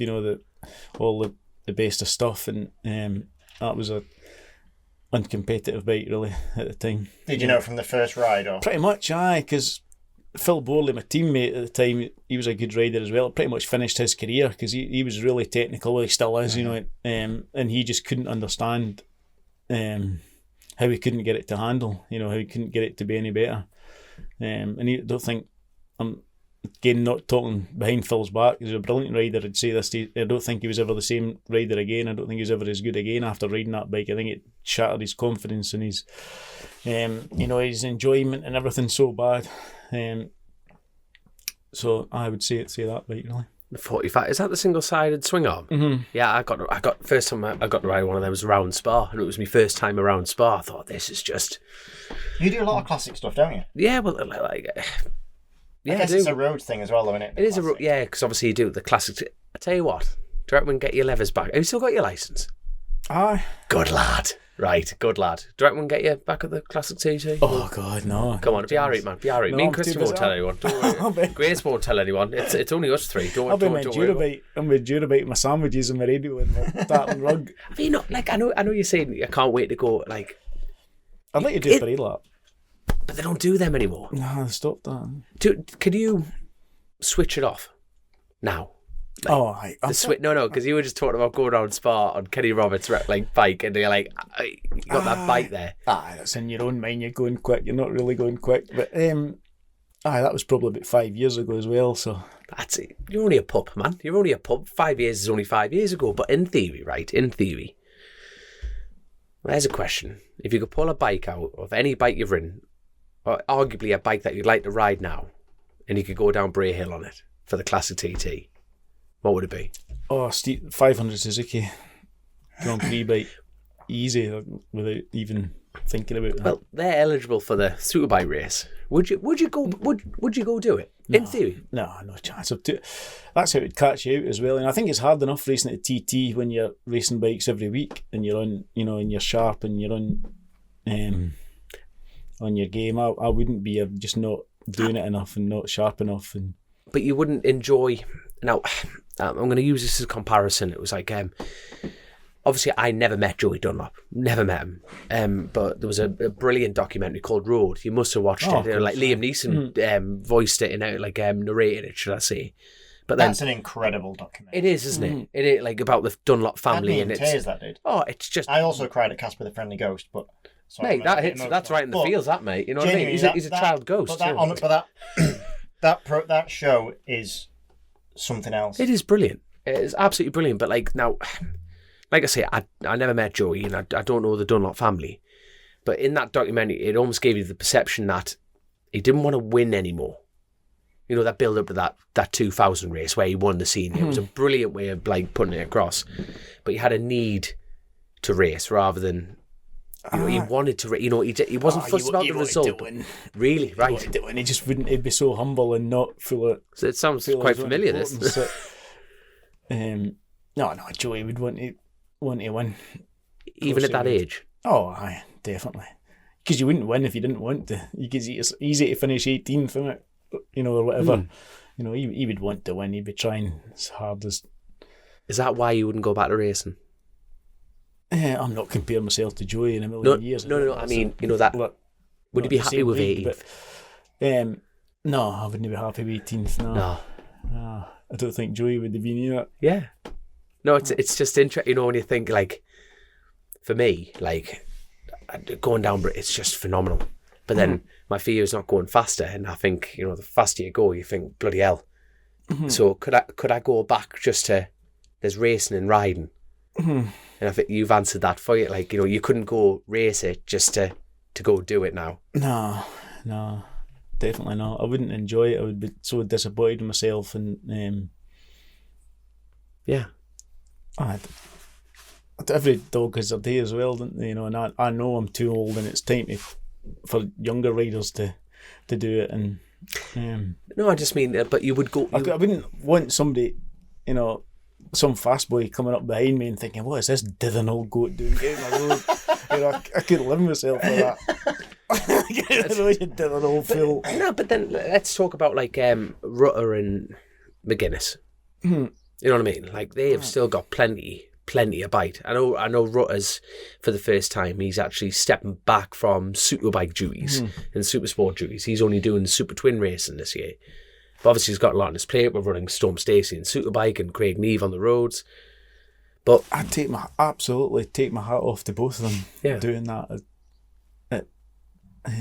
It's amazing. I guess it's a very different way out to the way. I mean, your hand was forced by the sounds of it anyway with the injuries, but and not being derogatory to either Michael or John, but they're not riding at the same intensity now than they did do, but they're still super fast. I'm not taking it, but yeah, they've gone about their way out, even though they're still in a different way, haven't they? They still obviously enjoy the ferocity of competition, or I don't know.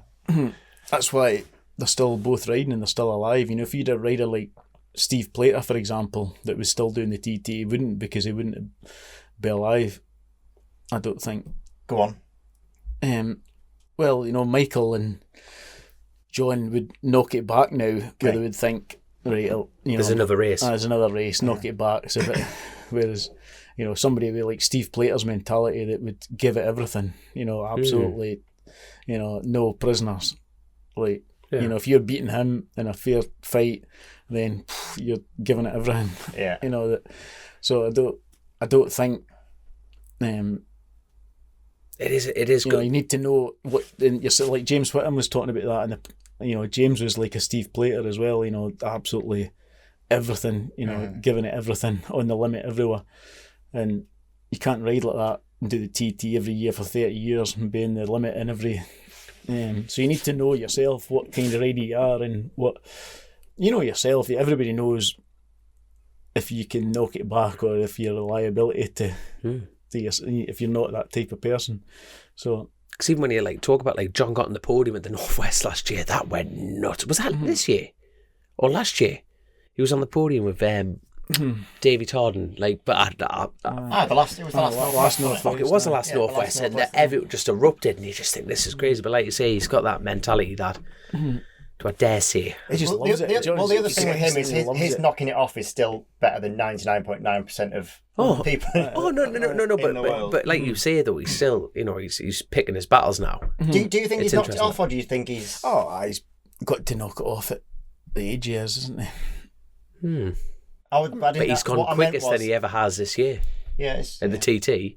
Back on the podium. I'm playing devil's advocate here, but it's interesting about the whole the mindset. It's just John actually. It's just such he is a proper bike race fan. He's like, I gave him one of my helmets when I was about 20, about 1990. He asked me, he would only be about 18 or something, and he was collecting helmets then, and he asked me for one of my old helmets then, and he sent me a picture a couple of weeks ago there, and he's got his helmet collection, like I don't know, 500 helmets, probably more. I'm glad you said helmet collection, because that would have been a bit different conversation on the podcast. That one like that. So anyway, it's such an old pair. He probably would send me a picture of his helmet. I'm quite honoured that I'm one of his mate. One of his first ones, one of his mates, obviously, and one of the first helmets that he collected. Like, that's quite an honour for me. That first helmet I gave away was to John. Do you ever get starstruck now? Because for me, a lot of people, like Kevin Schwantz was done a classic race at Le Mans last year, or 3 years ago, whenever it was, and Kevin Schwantz was there doing parades, and he'd know where to get changed, and he'd know where to put his leathers or anything, and he came by our truck, and he came in and like got changed and stuff in the truck, and had his tea with us, had a couple of pints at night sitting in the truck, and that was just amazing. And then he came round the next day and he brought us all like t-shirts and caps and posters and stuff, and he's like, do you boys want this? I don't mean to presume. Like, what? And he's such a gentleman that he even looked to see what size everybody, because there was the usual, it's like when you go racing with your mates, there's about 6 of us, and he didn't just bring like a t-shirt round for me and Robbie or something. He like brought them for all the mechanics and all the boys that were there, and my dad and 2 or 3 of my pals that were there, and bought like, he didn't have to do it. And that was all Kevin Schwantz gear as well. It wasn't like Suzuki stuff that he's got for nothing. It was all like 34 Schwantz stuff, and brought it all around. And then he's like, do you want me to sign any of this? Like, what? It was such proper down to earth. So that was probably the last time you're like, I'm mates with Kevin Schwantz, check me out. Who was your biggest idol growing up then? My dad. Your dad. My dad, definitely my dad. Another wee story there, I've told this story a couple of times, but last time I was at the TT, I was dropping one of the mechanics off at Ronaldsway at the airport, and I'm in my transit, I dropped him off, turning around, and I looked out the corner of my eye, and there's Freddie Spencer, like, because I had Freddie Spencer poster on my wall and stuff when I was a boy. I thought, that's Freddie Spencer, I'm sure it was. I'll drive back around and see it's definitely him. So he's looking through his paperwork and thinking, I could see he was looking a bit lost. So I pulls up my van. All right, Freddie, I hope you don't mind me asking, you're looking a bit lost there, you needing a lift or anything? Yeah, man, I'm going to the Empress here. That's very good, actually. So, I'm going by there, Freddie, jump in, I'll drop you off, I'll take you. I wasn't going that way, I was going back. You would drive to Belgium at this point. So Freddie jumps into my transit, like, try to tidy up, get the fish supper papers off the seat. So Freddie jumps in, thanks for the lift, what's your name, blah, blah, blah. And he says, do you live in the Isle of Man? He says, no, I'm over here for the racing. And he's like, are you watching? Where you going watching tomorrow? He says, I'm entered them in the race tomorrow. And, right, what number are you? Blah, blah, blah. So talking away. So the next day I was lucky enough to win the race. And Honda have laid on this fancy meal to meet Freddie Spencer. Freddie's coming as a guest of honour. So like Jim Moody's a massive Freddie Spencer fan, so he's getting all excited because he think he'll get the crack with Freddie the night, and Michael Ritter. So the Callans obviously can't wait to tell Freddie about himself. Sorry, Philip, I'm only joking. So, like, all the Honda boys are like me, Philip, and Michael Rutter, and Jim, and that. I want to meet Freddie Spencer. So that night, Freddie Spencer walks into the place, walks straight by everybody, straight by the whole lot, comes up to me and puts an arm around the belt. Like, Ian, that was brilliant today. That was great. And I'm like, they're all standing there with like, can't believe it. How do you know Freddie? I'm like, me and Freddie go back years. I've known Freddie for donkey's years for best of mates because it looked like we were. So that's my cool Freddie Spencer story. I like that. I tell you what, who would you get starstruck by, Christian? I feel like I had to give you a full name there just to make it a bit more. Yeah, Christian, what's your? Go on. I think I'd get starstruck by any of the Supercross boys. I'm not really the short circuit thing. I don't think I would so much. Ewan McGuinness obviously works on like Monster, and like I got wind that Jeremy McGrath was going to the TT, and I bought. He obviously wore spy goggles, and I bought these limited edition Jeremy, and I'm going to get these signed, and that's my pension. In my mind. And he never turned up, and that would be I'd love to meet Jeremy McGrath. So McGrath I met at the Travis Pastrana, 97 Sheffield Supercross. So I was racing as a kid. I'm sure it was 97. And yeah, McGrath was Showtime was just the absolute. He's the god. He's the king. And I'd seen him in the car park getting in his hire car, whatever it was, and I ran over to go and get his autograph. And I came back, and I was like, he just stunk. And I was devastated. But the poor guy had been racing all night. But I was like, it ruined it. I was like, he's just got really bad BO. Oh dear. You never meet your idols. They always say don't meet your idols. You've just ruined Jeremy McGrath for me, mate. Cheers. Like, I want to know. So you got your book, and it's here, and we're selling it, aren't we, Grace? Yeah. How can we get it? I feel like this is the opportunity to sit on the show, Grace, and just actually talk Come on, about it. Grace. We've been trying. She's still not doing it. He's still not doing it. But So you can follow the link through all the bottom of the socials, click through, and you can buy the book through there. ChasinTheRacin.myshopify.com. ChasinTheRacing.myshopify.com. well done. You can get Simo's book. So, give us a taste of Simo. Yeah, talk Tell about us, it. Put it in your, give us a little excerpt from The title is Playboy Forever. Forever Playboy. That's my dad. My dad was such a grafter. He was always working, and I was always wanting to go on trips on bikes and playing on bikes and going away doing stuff, and they would always just call me Playboy. It's anything to get out of a real day's work, so that's where the title comes from. So I'm away to Spain next week in enduro bikes for a couple of days, me and Brian Morrison and Dale Robinson and some other boys, and then we're going to Himalayas a week after that. Me and Brian again, and Robbie Burns, there's 8 of us going to doing a wee trip to Everest Base Camp on bikes. And then Bit of a personal question. Have you got a missus? Does she like you, or you She's don't very like her, understanding. or because you're never at home? Are you asking for marriage advice? Just asking for a friend.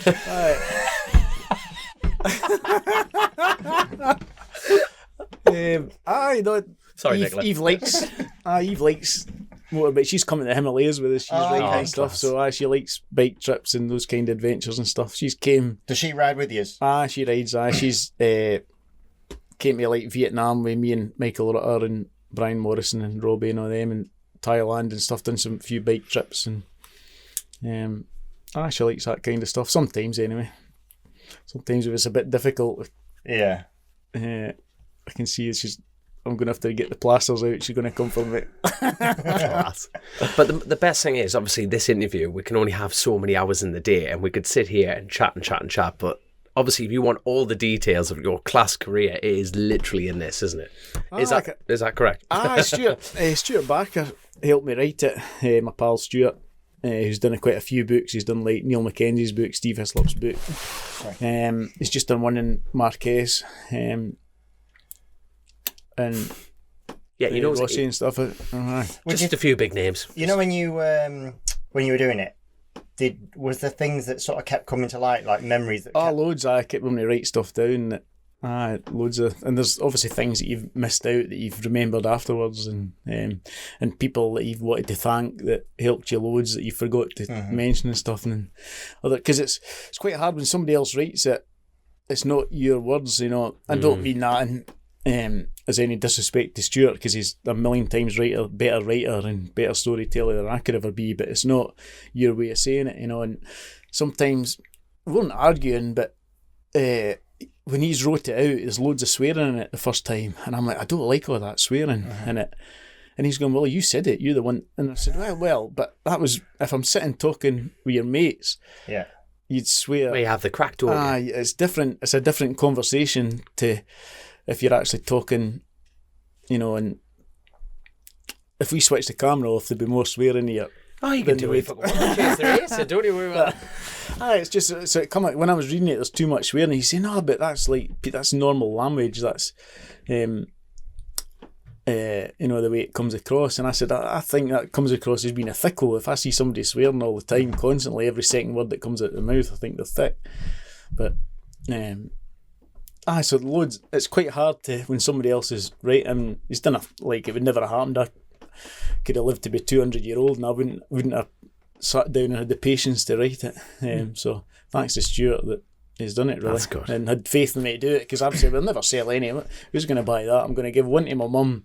I'm going to dish 2 or 3 to my best mates that are going to take it just to shut me up, to pretend to be interested. Nobody else is going to buy it. So I've been really humbled that so many people have bought it. So thanks to anybody that's bought it. Really appreciate that. And what's exciting about this is obviously previously, you know, they can get in touch with you, then they have to send the bank details along process. Now, good thing is you and Grace have been very, very busy, so everything goes through Chasin The Racin, so you can literally drop the link, kick it, and go from there.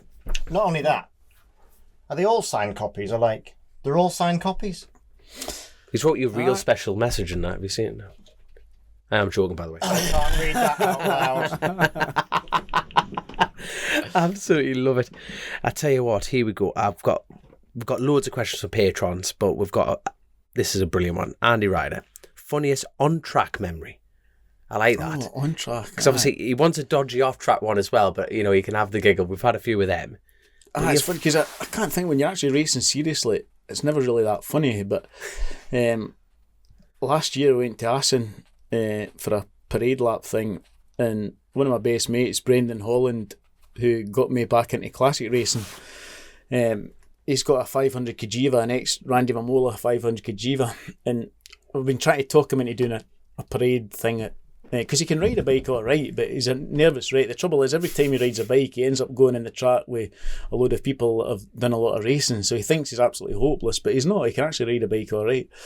So we talked him into going to Assen with his 500 Kajiva, but he was really nervous, and the night before, Kevin Schwantz, my pal again, my best mate Kevin, so he's ended up going in the drink with Kevin Schwantz the night before down Groningen, and so he's absolutely hanging the next day, so he's got to ride this Kajiva, so he set off down pit lane, and his first thing was he forgot to put his gloves on. I don't know how that happened. So he set off down pit lane without his gloves. So the marshals at the end of pit lane have stopped him. He's went back, put his gloves on. He's a nervous wreck by this time because the temperature's up to about 110. The thing's about boiling over. So he's got 3/4 of the way around the first lap, got to the chicane and ended up going straight across the chicane and somersaulted the thing in the first lap. And I came round and I could see him in his hands and knees and the gravel. I was like, I know you shouldn't laugh at your best mate falling off his 1989 Kajiva, but it was quite funny. Still stinking of Southern Comfort. Pretending he likes Southern Comfort because Kevin drinks it. That's mega. Pretended like someone coming. If someone's going to buy you a drink in the bar after this show, what would they buy you? Oh, a Guinness, please, Don, if you're buying. I remember that. Don't you worry about that. I like that. But So I just want to sit here all day. But have you got any more questions, Christian, from yourself? No, I'm all good. It's been amazing. Well, you've worked with them for that long. Honestly, so like this, so what we've done here is basically what we do every evening on a Whitman track day, and it's just like tell stories, and it's just mint, honestly.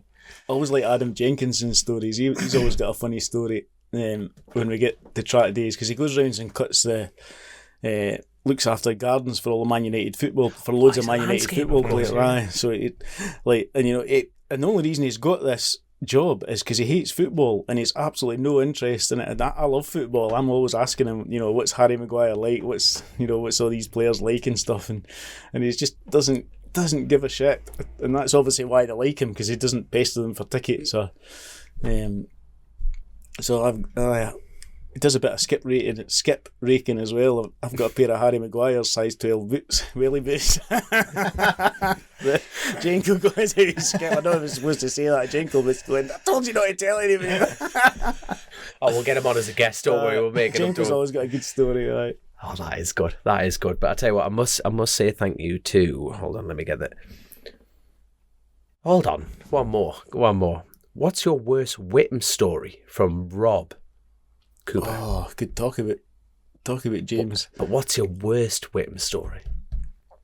Oh, Iddon, can you think of any good stories about James that you're allowed to say? That we're allowed to say, I'm not sure, because there was that one about, was it you and Moody that used to James, this is donkeys years ago, but James. My man. Yeah, sorry. James, at least she's here, she can cut that straight out. I phoned him one day and I saw what's happening today, and he's in hospital. So I'm just, they've just took my eye out. I'm like, what? They've just took it out. Can you see it the thing properly anyway? Just talking what are you doing today? I'm just going out in my push bike for a wee run, and then he's so matter of fact. He's so such a brave lad. Anybody else wouldn't answer the phone. He's got proper brave lad. He's a proper lad, James. I'm trying to think of some of this, because I'll go away from here and think of loads of stories that. I guess it's hard to think of one that you can actually say. That's the problem. Get it out there. Get it up. Took me up on his plane. We were about 20. I can remember I've known James since we're pretty young, and I was at his house one day. She says, you fancy going up? My dad's not here. We'll go up in the plane. Aye. So jumps in the plane, and we went up, and I'm like, have you got a license for this and stuff? Oh, no, I know what I'm doing. I'm like, no license, no nothing, just flying about. You're not supposed to switch the radio and no, just leave that off. He's got a license now, obviously, he's all qualified and everything, but then it didn't just the Huddersfield International Airport. Just his dad's a wee let you take your mum or dad's car a spin when you're 14, take an aeroplane a spin when nobody's looking. That is class. Unreal. That is class, man. Absolutely class. But no, unfortunately, we're going to have to put a tie in it, and I'm gutted. Absolutely gutted. But we're going to have to that's if you want to come back on. If anybody wants to listen to this. They'll love it, man. They'll absolutely love it. But I must say thank you to Jess Mortimer, Andy Wright, Tony, Three Cats Mummy. Anything to do with you? What? Sorry, I was looking for Rob, Nick H. I'm only winding with you. Three Cats Mummy? Three Cats Mummy. Absolutely class. And obviously Keith Fletcher, John James Kenny, Dave Rutherford, Alex Chapman. You got 2 questions in there. I like it. And obviously, thank you to everyone for listening. It's been absolutely fantastic. But obviously, I must say, obviously, bye forever Playboy, because you are the sponsor of this episode. So thank you very much. And it's available on chasintherasin.myspotify.shopify. Well done. Did I say Spotify? I said Spotify. Well, you can download this on Spotify, by the way. Yeah. I just merged 2 things together. Could be a new thing. Absolutely. Get it done, Christian. I like it. Innovating, as always. The other thing as well, so there's loads of stuff going on with Patrons at the minute. Go for it. No, I'm just saying, become a Patreon, because there's loads of cool stuff going on. Mate, I feel like I have to. You look at me now like... No, I'm just saying, just be a Patreon. Yeah. Yeah. Link it up. And because obviously Josh is doing loads of riding at the minute. Yeah. For Chasin The Racin on the F900s. So you can join his Apex Club as well, if you want to. The Josh Corner Apex Club, isn't it? Yeah. Yep, there we are. So follow through to that link on his website, which I haven't got up, but yeah. Grace will do that. And that's it, really, for me. Love it, mate. Absolutely love it. But obviously, the show would not be possible without OMG Racing, JCT, Truck and Trailer Hire, and Lucky Day competitions, where Christian is single-handedly keeping that business afloat. I will win something one day. I love it. I love the positivity. Absolutely lovely. And obviously, Grace, thank you very much as always. I feel like when you sit there, we don't say thank you, but just thank you for keeping Chasing the Racing going. You're an incredible woman. You're going to probably take this out, but I don't care. But I'm going to tell you thank you very much. But there we go. But obviously, Ian, thank you so much, mate. Thank you so much. Been absolutely class. It's got a hell of a grip, hasn't he? Oh, real man. Proper Scotsman, that. There we go. But hey, on that bombshell, just nick that from Clarkson.